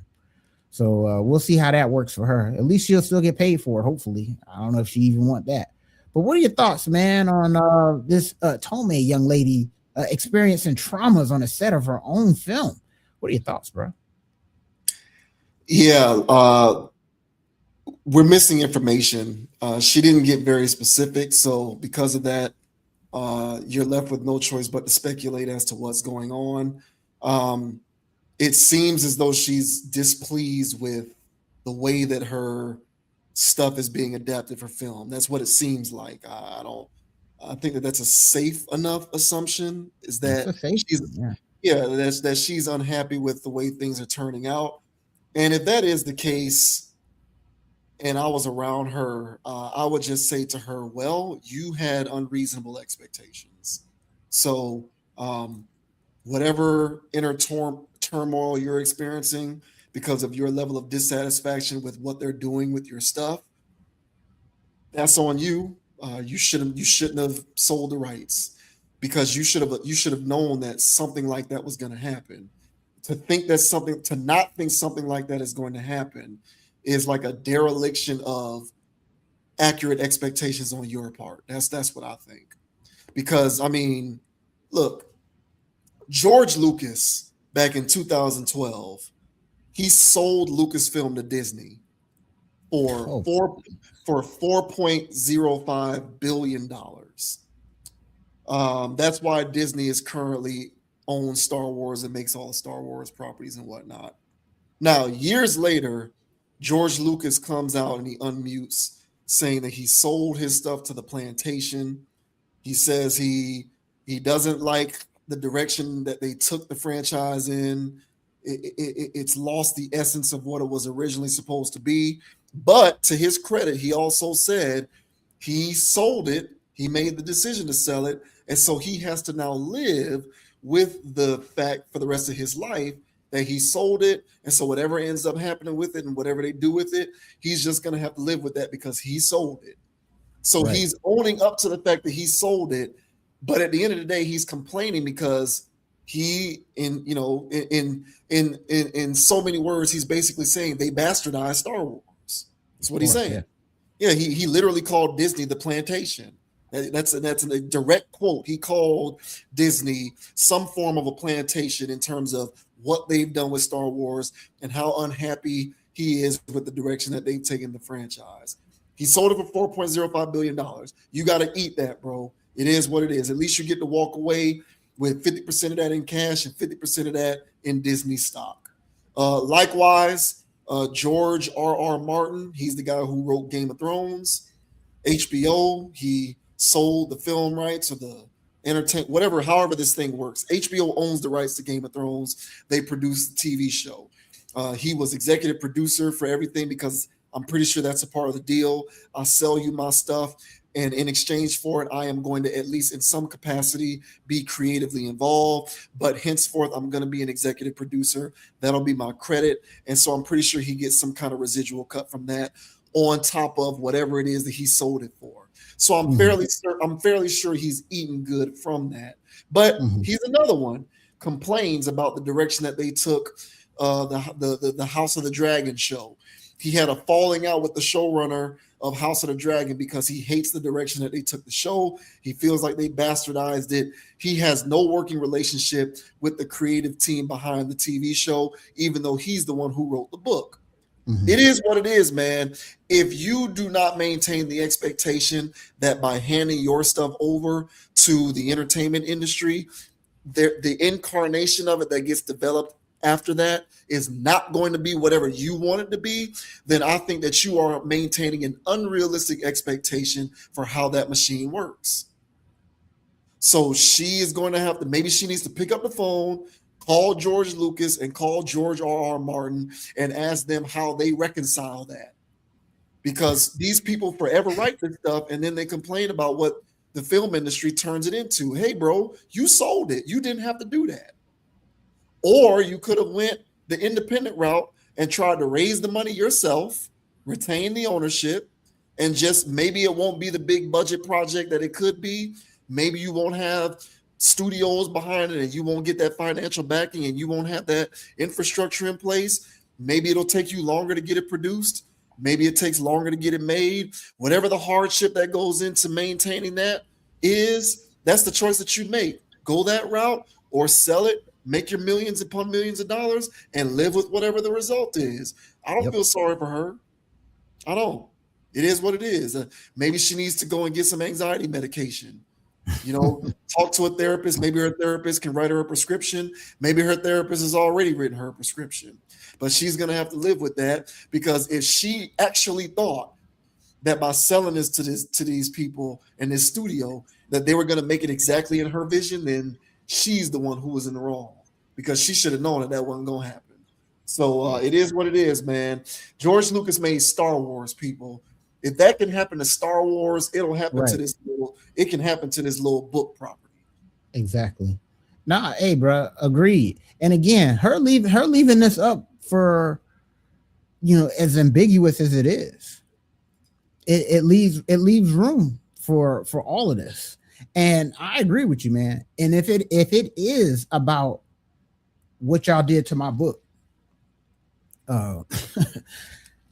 everything you said, bro, like, what else would you expect? You know what I'm saying? She's 32. She should know the score by now. Yeah. You know what I'm saying? You should know what's going on when these studios get a hold of something. They'll bastardize, like you said, they'll bastardize anything, bro.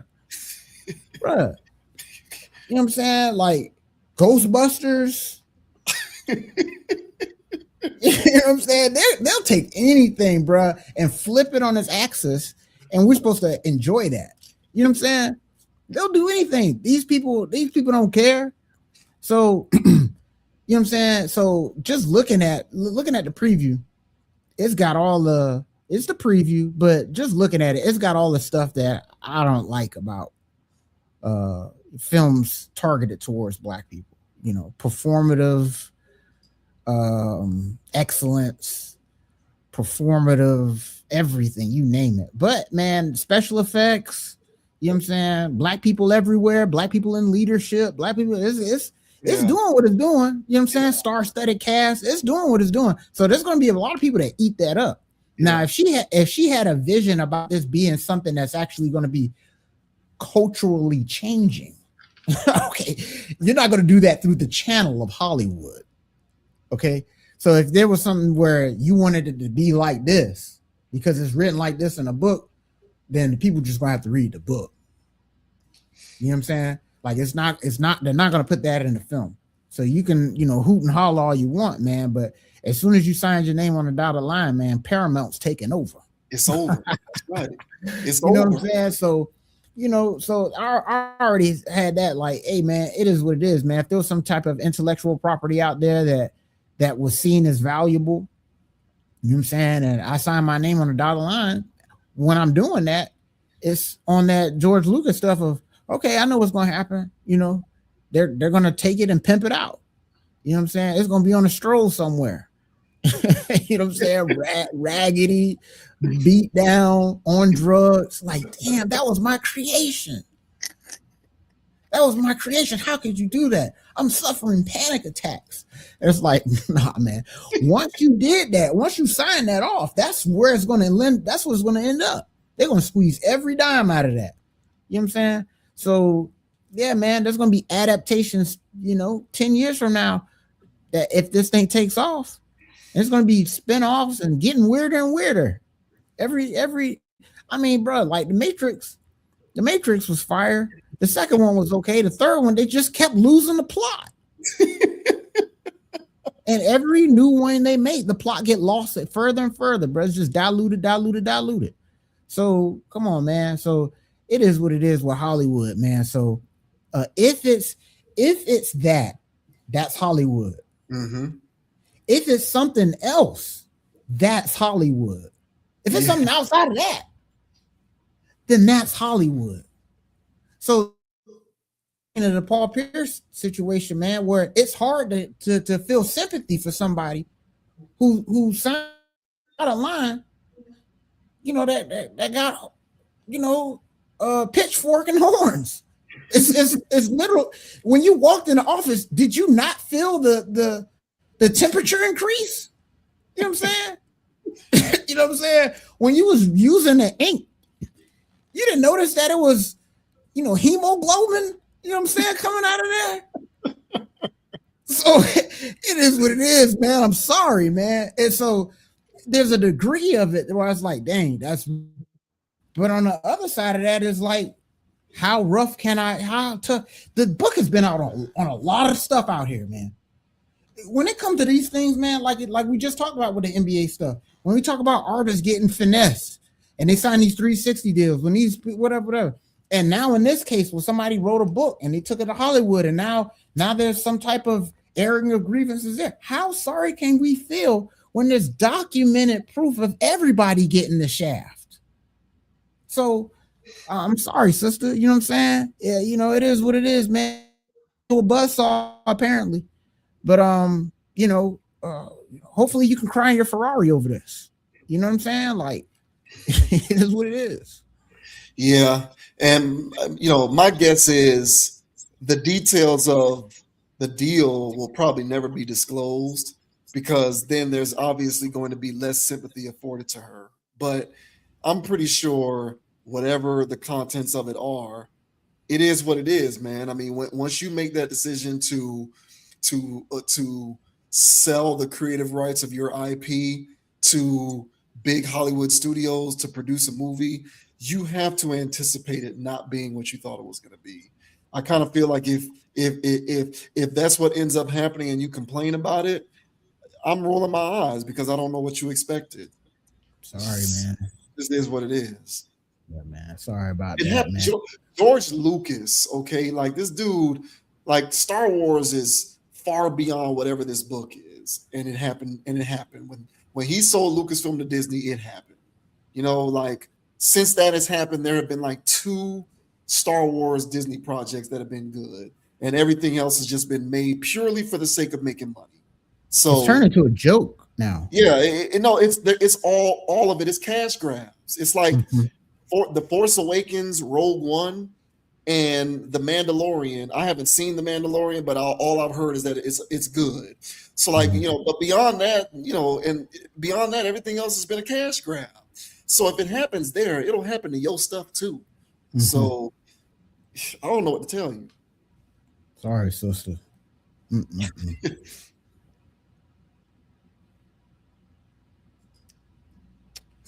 Moving right along to perhaps another proud Black woman who needs to maintain the right expectations. We have Porsha Williams, who is talking about the fact that the participants on Real Housewives of Atlanta or any of these housewives shows have absolutely no creative say in what actually gets aired on these shows. So for anybody who is unfamiliar with these programs, this Real Housewives stuff, it's a whole lot of reality TV messiness. It's drama, it's glasses being thrown, it's bottles being thrown, it's drinks being tossed in people's faces, it's fights, it's arguments, marital discord, relationship discord.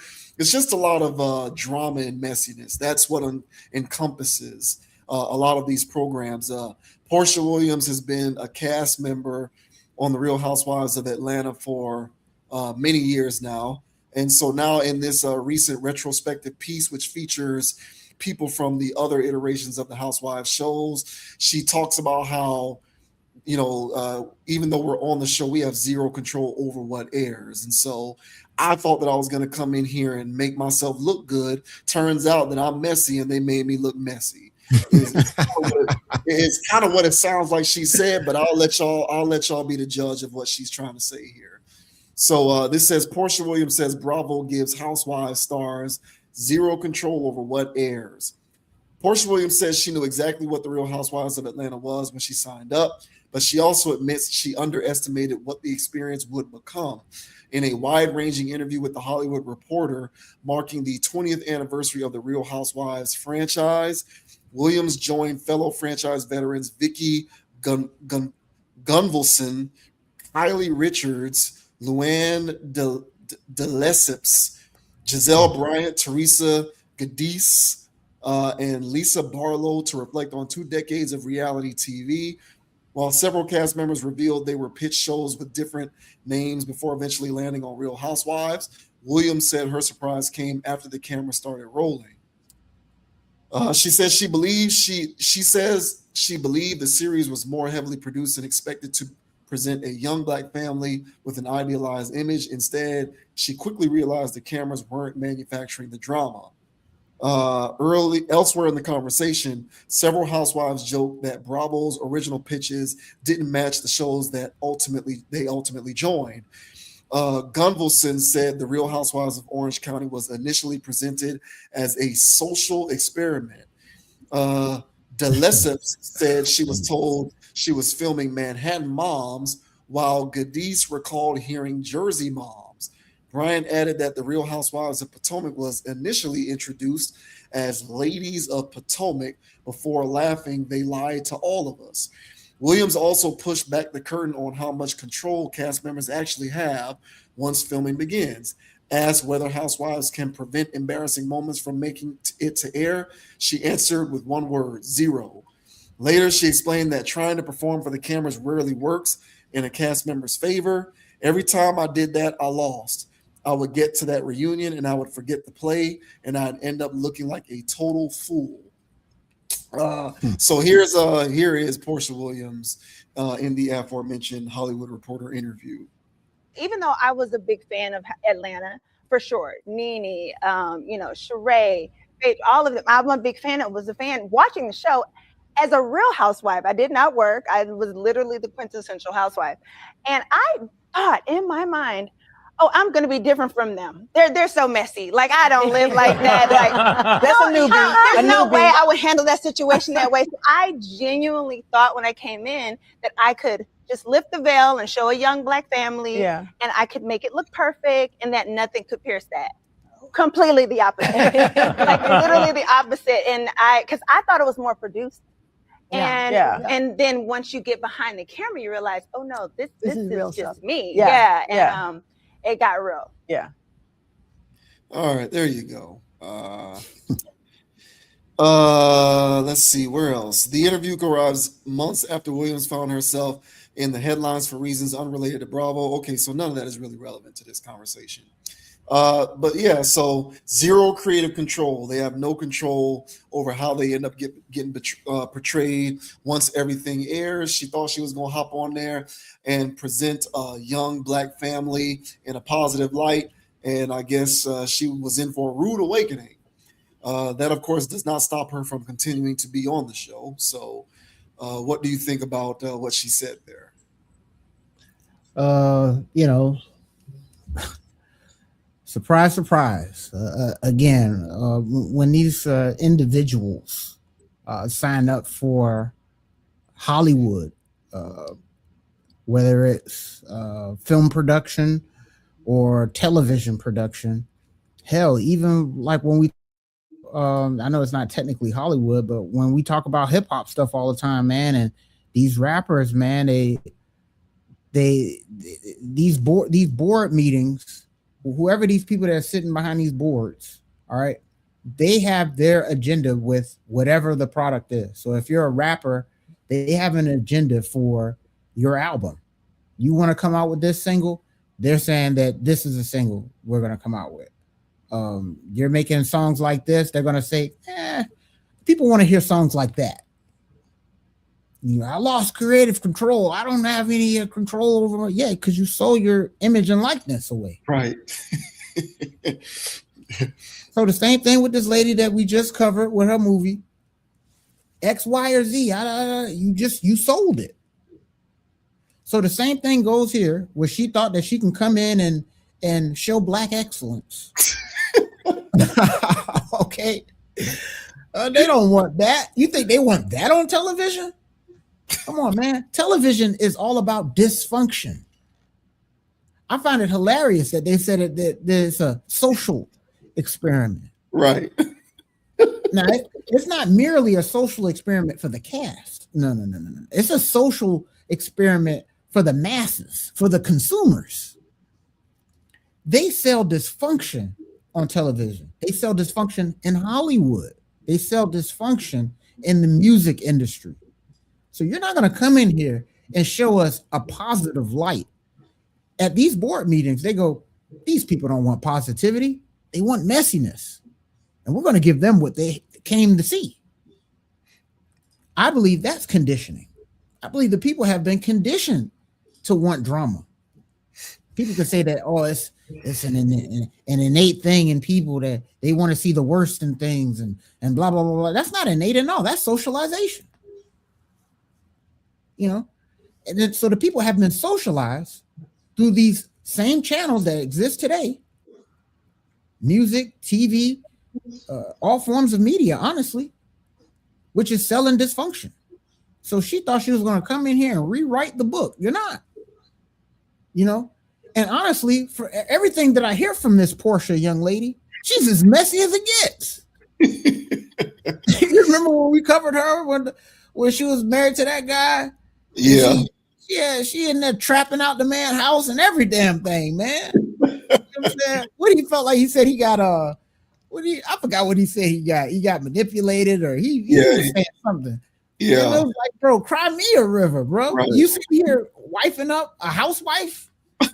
Are you kidding me? But that guy got his own mess. So yeah, man. So, you know, she can say that she came in here with that intent if she wants. And I can believe that, I guess, to a certain degree, that she felt like she was above that.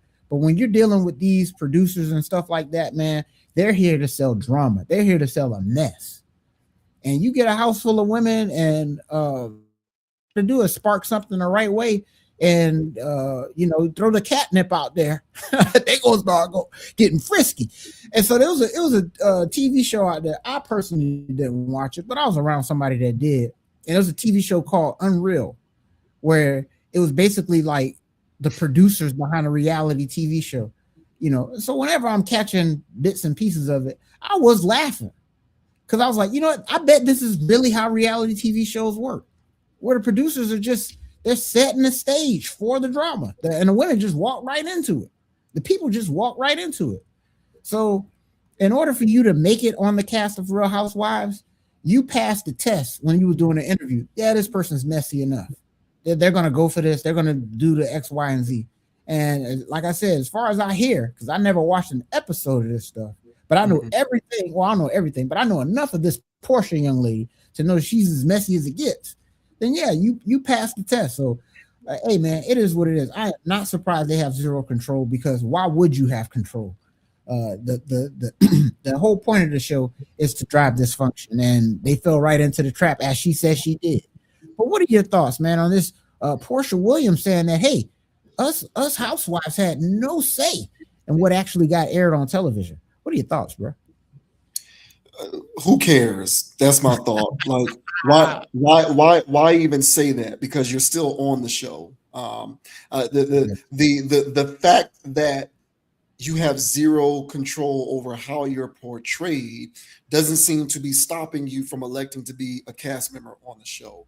So yes, so what I translate from those comments is, I don't mind being portrayed in a negative light on purpose, so long as I am being compensated for it. That's what I take away from that. And so at the end of the day, if you don't care about your dignity being retained within an entertainment context, then why should I care about it? Like, exactly. What are you telling me for? Like, you want me to feel sorry for you want me to feel some type of way about the fact that you are suffering this plight because you don't get to control how you are portrayed on the show? Just quit. If you felt as though that fact was having a detrimental impact on your life and the lives of those around you, you'd stop doing it. You clearly don't care because you continue to be on the show. So why should I give a damn? So I don't understand the point of those comments. Like, do you think people are supposed to find that endearing? Like, oh, I now find her more likable because she's acknowledging that she has zero control over how they make her look. Like, is that what you expect people to think from those comments? Yes. Because if that's what she expects people to think, that she's dumber than she looks. She's dumber. She's dumber than she looks, because what most people are going to say is, then why are you still there? Yes. What are you still doing it for? Like, at the end of the day, I like you have never watched a single episode. I don't know who these people are or what's going on. I just know the names because they'll come across my feed somehow, some way, for whatever reason. But I've never consumed a single scintilla of any of those shows. But I am well aware of the fact that reality TV, quote unquote, isn't actually reality. It's scripted television. Exactly. These shows have writers and producers. They script things out and they create narratives that these then reality actors play out. It's no different than the WWE. 100%. It's the same thing. Like, this is baby mama, baby daddy, housewife, trophy wife, adjacent to professional wrestlers. It's the same. It's entertainment, degenerative entertainment, but entertainment nonetheless. Why are you feeding me this sob comment about you have zero? Then quit. Don't go. Don't be on the show anymore. Start your own venture where you can produce your own content that makes you look the way that you want to look. Clearly, this doesn't bother you enough to quit, and you keep going. So why do I care to know that they give you no? I already knew that anyway. You think I assume that you have creative control and therefore you willingly make yourself look like a buffoon? Right. Come on, man. Like, no one thinks that. No one thinks that. So that's my whole thing. From a utilitarian standpoint, I'm just not exactly sure what the practical yield of this kind of stuff is. People just like talking, I think. Like, people just love hearing the sound. These people love hearing the sounds of their own voices. They're narcissists. These women especially are so self-involved. They don't really understand that the world isn't designed in their image. They really do think that everything revolves around them. And it's unfortunate that they are platformed in the capacity that they are. But be that as it may, no one's being fooled by this. I don't know who she's trying to convince. In all likelihood, she's just trying to convince herself. 100%, bro. And I couldn't have said that any better myself, man. And the WWE comparison is spot on, bro. And I don't know what was going on with my TikTok feed, man, but I saw one of the skits that Booker T was in a church or something like that. And Stone Cold had, popped out of that. And they running around the church, tearing up the church, man. I was like, this is blasphemous, but it's also hilarious. Yeah. Especially it was like, bro, the one in the grocery store is even better. I was like, what's that? So I looked at the one in the grocery store, man. They in there tearing up the damn grocery store, man. Booker T is hilarious. And if you sit, and if I'm sitting there, you know what I'm saying? If I'm sitting there as a grown adult, thinking that what I'm looking at is actually real, there's a problem with me. You know what I'm saying? And there's some people out there that are so invested in these housewife things. You know what I'm saying? And they really think that they're really out here beefing like that when they just sit on a stage and have a reunion. And then they'll fake a beef at the reunion. It's like, come on, are y'all kidding me? So yeah, this girl sitting here crying about how she don't have no creative control while she's sitting around a whole bunch of people and their production is basically a reunion. And then they released this snippet where she had no creative control. So hey man, it is what it is with these people, man. This is ridiculous. But hey man, yeah man, teach their own, man. I know people out there like the, you know what I'm saying, because you know, I was telling my old lady the other day, man, like, you know, my mama and my grandmama, they'll sit there and watch Young and the Restless, you know what I'm saying, Bold and the Beautiful. They knew that stuff was fake, but they'll just sit on the phone. Sometimes as it's on, to chat about the drama that's going on in there. And yeah, you know what I'm saying? Or after it came on. Sometimes my mama will record it. You know what I'm saying? Yeah, man. So they knew that was fake. You know what I'm saying? Victor Newman out here acting a fool. And so, hey man, little anecdotal thing. I think it was something where Victor Newman would always die or get unalived, but then come back. It was one episode, man. My mama recorded that thing, and we sitting there, we're busting out laughing, man, because he done jumped through a window or something crazy, bro. And so, yeah, man, I understand it got a hold on people. So I know there's some girls out there that really watch it for the soap opera type of thing about it. But if there's women out there that really thinks that Stone Cold Steve Austin was hiding in the groceries, popped out on Booker T, there's something wrong with him, man. So the WWE comparison is spot on, man. So yeah, man, this girl can cry me a river, bro.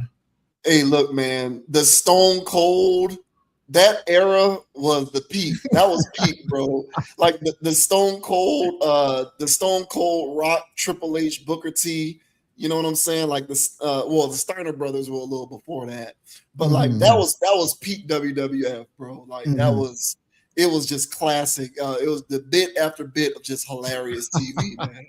Hilarious TV. Shouts out to Stone Cold and Booker T. Man. Yo, man, Booker T, bro. That guy a fool, bro. Oh Lord, yeah, but yeah, these people can miss me with this stuff. I don't give a damn. If it was that bad, you'd quit, but you're not quitting because you love the attention, you love being on the show, you like getting the checks, you like doing your whole being a baddie. Like they love it, so I don't give a damn. And neither do they. Exactly.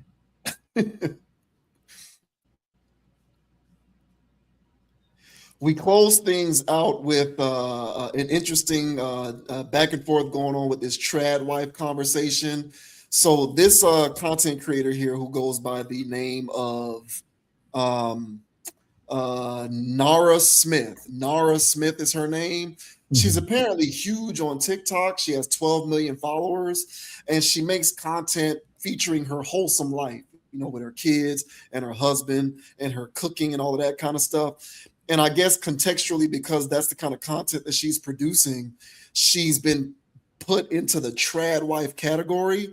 Tradwife, for anybody who does not know, is social media lingo for traditional wife, which is the term that is used to describe a movement on the part of some content creator women who want to portray themselves as traditional and make it known that they're anti-feminism and anti-liberalism, and that they're down with the traditional ways of doing things like being a homemaker and being a mom, being stay at home and embracing the husband being the breadwinner of the house and all of that kind of stuff. So that whole thing encompasses the idea of a trad wife. And there's this subsection of content creation online of women who create content portraying themselves as trad wives. And this woman here, Nara Smith, is one of those individuals. Although she is saying she never intended to be that way, she just makes content that shows her life and the things that she likes to do and the things that she's passionate about. But she doesn't want to be known as a trad wife because, in fact, she does not see herself as one, and she doesn't believe she is one. And so, you know, there are people who are trying to push back against that, basically saying, well, based on the kind of content that you make, you kind of don't have a choice in the matter. That is the bucket that you fall into. But she is trying to kind of disavow the whole trad wife label because she doesn't look at herself that way. And she went on to this Call Her Daddy show, which is another big platform online. And, you know, she went talking with the host, basically trying to clear this whole thing up. And so that's kind of where this thing went viral at. So this says, what is a trad wife? Nara Smith rejects the viral label. Nara Smith would like the internet to know that she does not wash the dishes. That detail may surprise anyone who has spent the past several years watching the 24-year-old creator get called one of TikTok's most recognizable trad wives. On the July 29th episode of Alex Cooper's Call Her Daddy podcast, Smith pulled out her phone and found one definition: a woman who embraces or promotes a traditional model of marriage and family life by prioritizing homemaking and caregiving while supporting her husband as the primary breadwinner. She argued that the label has never accurately described her. Smith's elaborate cooking videos have made her a fixture in the trad wife conversation, even though she has repeatedly rejected the term. This time, she went through the assumptions about her work, marriage, and household one by one. The interview quickly restarted a familiar argument. Some viewers accepted Smith's explanation. Others maintain that even if she does not live as a trad wife, her videos help popularize the aesthetic. The debate raises a more basic question: what actually makes someone a trad wife, and why has the term become such a loaded label? So we'll go ahead and get off this, and we'll actually play a video of the exchange between her and Cooper on the Call Her Daddy show, in which they look up the definition of trad wife and they try to break that down so that she can kind of debunk the idea that she should be included in that category. And, you know, some people are just not agreeing with this because they feel like, because of the kind of content that she produces, she's in that bucket no matter what. So here is that exchange. Let's Google what the definition of a trad wife is. Well, that's perfect. So I was actually going to ask you, what do you consider a trad wife? Well, I had to look up the term Read it to me. because I wasn't familiar with that, right? I didn't quite know what it means. But the fast answer is a trad wife is a woman who embraces or promotes a traditional model of marriage and family life where she typically prioritizes being a homemaker and a primary caregiver for kids, takes primary responsibility for cooking, cleaning, and managing the household, supports her husband's role as the primary breadwinner, often values traditional gender roles within marriage. So with that definition and those points, I'm none of that. And we can go through it point by point. I don't prioritize being a homemaker. I'm a working mom. Like, I am out in LA. I travel a lot. Do I love cooking because it's my passion and because I kind of have to do it given my autoimmune? Absolutely. But that's a passion of mine. It's a hobby. It's not something that I need to be doing for what? Right. Keep going. I like this. This is good. Primary caregiver for my kids? No. My husband and I split it 50-50. Like, when he works, I watch them. When I work, he watches them. And now, given everything that's been going on, we also have help. My mom's out. We have someone that helps us with the kids because it's just not doable for me to do it all. So that doesn't really work, right? Takes primary responsibility for cooking, cleaning, and managing the household. Yeah, I like to cook. Okay, sue me. I like to cook. My husband burns everything apart from a good steak, so he'll do that. But I like cooking, so I'm doing it. Household and cleaning, he does the dishes. I don't touch the dishes. There's no way you're going to see me washing and scrubbing the dishes. Also, he cleans our house. You know what? All right, so there you go. So what do you think? What do you make about this? Are you buying her explanation that she ain't a trad wife. She just likes cooking. That's her passion. And her Yeah, and I her don't, husband split everything up 50-50 and blah, blah, blah, blah, blah. yeah, I don't know. I feel like she was. I think it was one of those things where the streets may have been saying this. Now I saw comments would say that she was hashtagging it. She would put hashtag trad wife in her own post. I'm not following this young lady to know what she's doing, but I think it's one of those things where she saw a lane within the grift and she exploited it.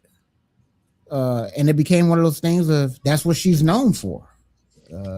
You know, influencer, whatever. I'm looking at some of her pictures. I mean, she's outrageous with it, you know. Now, granted, she's not out here looking like she's a milkmaid and you know, and dressing in, you know, because I've seen some real grifty trad wife stuff.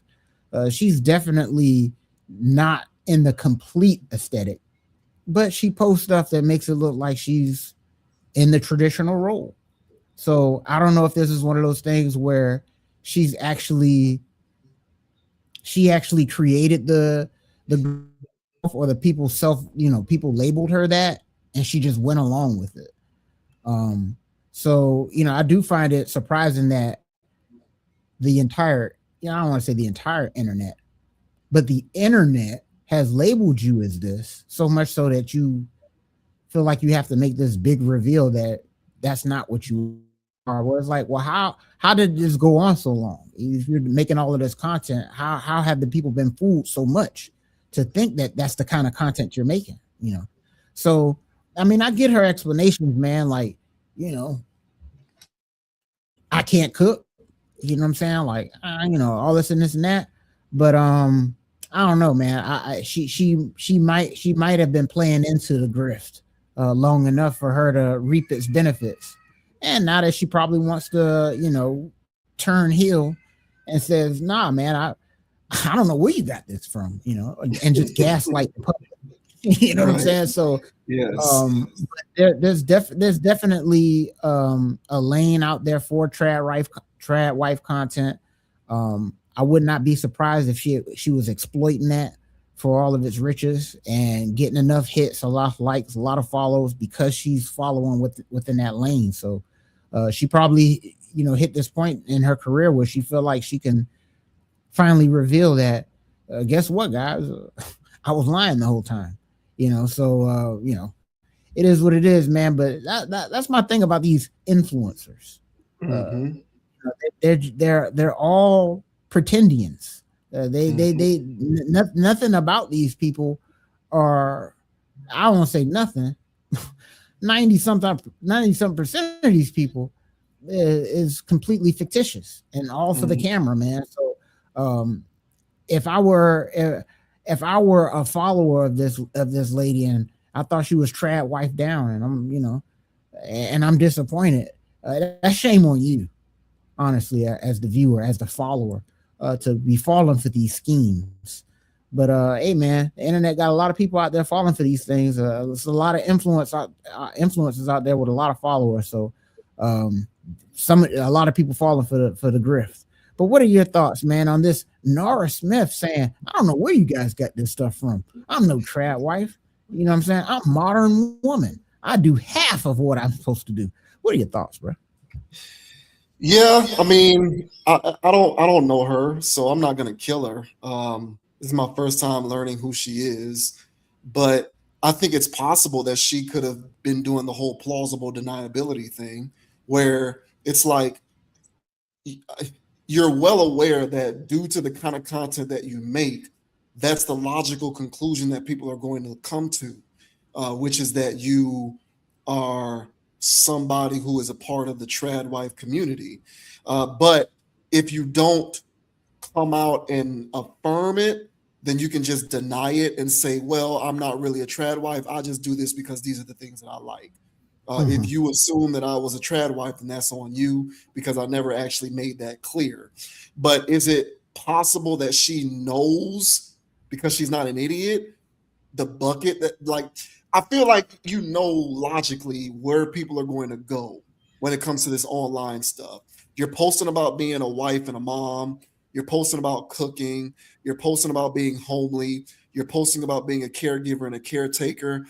I don't think it is beyond the pale to assume that other people would logically come to the conclusion that you are embracing this trad wife ideology.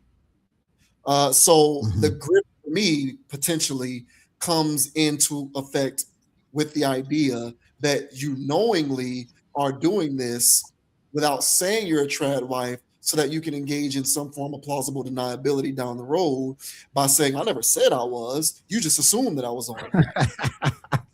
Right, man. And if that's the case, then whatever. She's not the first one to do that, and she certainly won't be the last. Hopefully people can recognize the grip for what it is. But at the end of the day, look, if she wants to separate herself from the trad wife movement, whatever, I'm fine with that. I was reading a little more on that article. She got married at 18. They had their first kid when she was 19. By all appearances, she is as close to, how should I put this? She is as close to, she is as close to non-modern as a woman who is on the internet can be. I'll put it that way. Based upon all of her measurables, she is as close to non-modern as one can be who is still online. And so I'll give her that much based upon the measurables. And look, man, as far as I'm concerned, marriage and family is all about roles and responsibilities. Whoever is best suited to occupy a particular role, if y'all sit down and talk about that and you figure that out and you discover I'm good at this, you're good at that, everybody slot into their roles and just do their job. As long as within the confines of her marriage, she does her job and doesn't act out of pocket, being ungrateful or acting as though she shouldn't be doing her job, then I ain't got nothing else to say.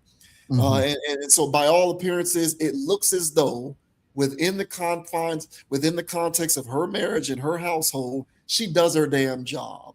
And because a lot of these people, women, want to get out of pocket and act like they don't want to have a job to do. They just want to be able to do whatever the hell they want to do. And how dare you try to slot me into being responsible for having some sort of role or responsibility? Well, that's how things work. That's how functional marriages operate. People have roles that they need to occupy. What's your job? Is this your job? Is this what you are supposed to be doing because it's what you're good at? Then just do it. And so as long as she does her damn job, I ain't got nothing else to say, because this internet stuff will live on into perpetuity. The internet's undefeated. These debates, these constant debates, trad wife this, and feminism, modern, submissive, dominant, blah, blah. All of these different terms and stuff that get thrown around by a bunch of confused people, most of whom don't even know the true definitions of these terms to begin with. They're just regurgitating stuff that they heard on their favorite podcasts. Like, this stuff will live in infamy and go down into perpetuity on the internet. So I'm out of that business. As long as she does her job and her husband has no complaints, then I don't have any complaints. So whether she wants to be identified as a trad wife or not is none of my concern. She sits in there, she does her damn job, and whatever her job is, she does it well, she embraces it, she does it with enthusiasm. Then what more can you ask for at that point? Hey, well said, bro. And the thing is because, as I mentioned, the most of the things that I've heard about trad wives and I've seen this stuff, it's all a grift. It's performative stuff that men eat up because it's a fantasy thing. Yeah, I think that it was a movement that was created to corner the market on, I don't want to use the word incel, but to corner the market to corner the angry man on the internet market. Yes. The man who's angry and bitter towards women on the internet. That's what the trad wife is for. It's to corner that market. Correct. And once that, because honestly, I didn't see that become a thing until angry man on the internet was at its peak. And then I started seeing this content, and what I even heard the term. I was like, what the hell is a trad wife? And I'm seeing this content. I'm like, yeah, there's no way y'all believe this. And then you'll see girls that look like regular influencers, but like I said, they're wearing milkmaid stuff. They're going above and beyond to look ridiculous. Yeah. And to go, I'm as traditional as it gets. And to me, it was just fantasy posts. I honestly think, not now, granted, not all of them do this, but some of these women who are trad wives, like a lot of their content is sexual marketplace adjacent. 100%, bro. Yeah. But under the guise of being traditional, that's what I'm saying. It's a fantasy fetish kind of content. Yeah. So it's role play.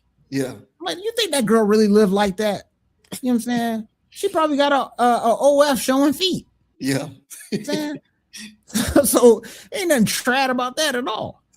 So so even it's just like the housewife stuff. So it's like, the people that go for that, that's shame on you. You know what I'm saying? So if she was out here and this is my thing. So I don't watch her content or whatever, but if this is some big reveal, you know what I'm saying, where the internet is this is my point. If the internet is in an uproar about it, then that was a good word that you used. The plausible deniability of her posts and what she's doing, to me, that was like, hey man, like, you were going along with it. Now, to each their own, I guess, it's paying the bills or whatever the hell, the internet is the internet. Yeah. You know what I'm saying? But my whole thing is to act like you don't know where this came from. If the whole internet is in an uproar about it, that's the part about this where I'm like, I can't go for that. Now, the part where you mentioned where, however y'all split up the duties, I agree with 100%, bro. Like, you know what I'm saying? However it go down, if it's 50-50 over here, 80-20 over there, 90-10 here, 100-0 there, like however y'all decide to split that up, if y'all agree to that and it's working and it's functional, who gives a damn if that's traditional or not? You know what I'm saying? So that's a to each their own. But, my part is, if you're gaslighting the entire internet, and enough that it's making posts, it's on YouTube, it's on Yahoo, it's on this, it's on that, of everybody going, hey, you were, and at that point it's like, hey man, if there's smoke, there's most definitely probably a fire, So that's the part about this where I say it's not so much shame on her, because it is what it is. Everybody on the internet at this point, if you're an influencer, is grifting. You know what I'm saying? And by the way, guys, I'm selling a course if you all are interested.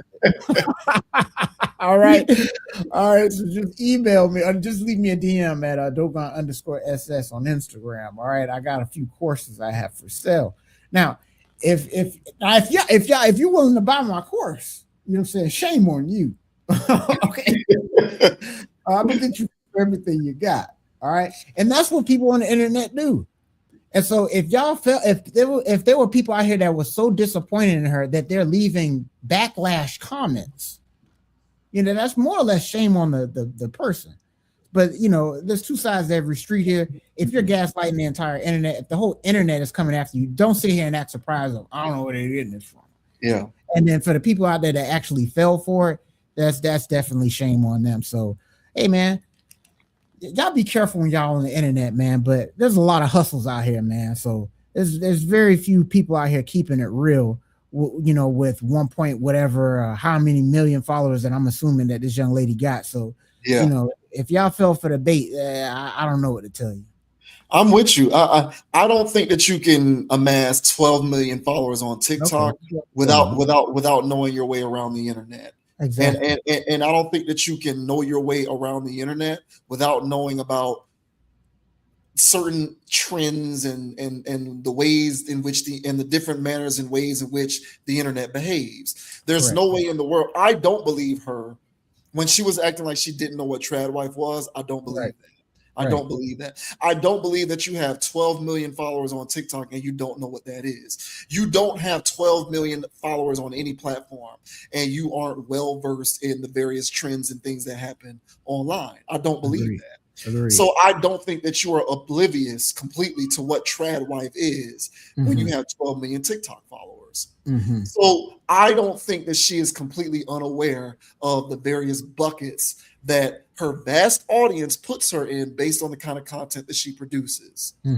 But so long as she doesn't like explicitly express that this is what I'm doing, she can say all day long, I'm not that, I never said I was. Even though you know implicitly you're capitalizing on that market. Correct. You know, like implicitly you're capitalizing on that market because of the kind of content that you make, and you know that. Correct. Like you can only play dumb for like don't and see that's the thing. People, and I've said this before, people love having it both ways. People like to play dumb when convenient, but then they want to be the first ones to say, don't treat me like I'm an idiot. Right. Okay, well, which is it? If you want to sell me on you being this intellectual person who is well aware of your surroundings and you know what's going on and you know what the lowdown is on this and that, then I'm also going to assume that as someone with 12 million TikTok followers and the way that you post your content, you know what the hell tradwife means. Right. Like you can't be dumb at one point, but then not dumb at other points. You're either dumb or you're not. So I don't buy her saying I don't know what that means. I don't buy it. I think that was performative for that podcast. I agree. But at the same time, the ultimate point that she's trying to make about don't put me in that category just because I do X, Y, and Z. Okay, fine. As long as within the context of your marriage, you do your damn job, I don't give a damn. Exactly. There are so many people out here who want to be married or who are married, but don't want to do their damn job. And that's a travesty. So as long as she ain't doing that tomfoolery, it is what it is. Yeah, hey, 100%, man. So y'all be safe out there on the internet. I know that's nobody here on the conscious approach that is going for the okie dokes, man. But if you guys are just passing by, man, and so happen to pass this video, man, stop falling for the okie doke out here, man. There's nothing but snake oil salesmen out there. Yeah. So you know what I'm saying? So if you get mad, don't get mad when your favorite influencer is full of the cap. You know what I'm saying? Like, don't come at me. You know what I'm saying? Don't go hollering in comment sections, man. That's shame on you, man. There's too much tape out here, y'all, to be falling for this stuff nowadays, man. So yeah, man, it is what it is, bro. That's crazy. Yeah, it is crazy. I guess shouts out to her. Good luck on her journey to divest from the tradwife label. All right, that does it for us, man. We are signing off. As always, check me out on Instagram at JBWin, JBWINS, and check out the show on Instagram and TikTok at Conapproach, CONAPPROACH. Search us on Spotify, Apple Podcasts, and Amazon Music, Conscious Approach. And ladies and gentlemen, man, as I always like to say, don't be a group thinker, have a mind of your own, think for yourself. And until next time, Philadelphia 76ers, we appreciate you taking that bullet for us. Very happy that LeBron is not back down here in Miami. And until next time, we'll catch y'all on the flip side. Thank you very much for watching. Hey, yeah. And the name is Dogon SS. And you can find me on Instagram at Dogon_SS, on YouTube, DraftKings, MySpace, FanDuel, Twitter, X, Meta, MySpace, bro. If there's a social media platform, Dogon_SS is also out there. Make sure you guys like, subscribe, and follow, and all that good jazz. And as I always say, guys, we greatly appreciate you all for watching these videos, consciously leaving those comments, all right, liking, subscribing, sharing these videos. Hey, man, without y'all, there is no us out here on the weekly basis crushing it, man. So thank you all for participating. And as I also always say, don't be too high, don't be too low. Keep it calm, keep it chill, keep it player. And don't let anybody get you off your pivot. So until next episode, ladies and gentlemen, still got more rings than Robert Ory. And we'll see y'all next week. Yeah. That's right, ladies and gentlemen. We are out of here, and until next time, keep it logical. Check out some of the other videos on the channel to satiate your appetite until we are back, and most certainly we will be back. So until then, peace. Peace. Go Canes, bro. It's a month away, y'all. Go Canes.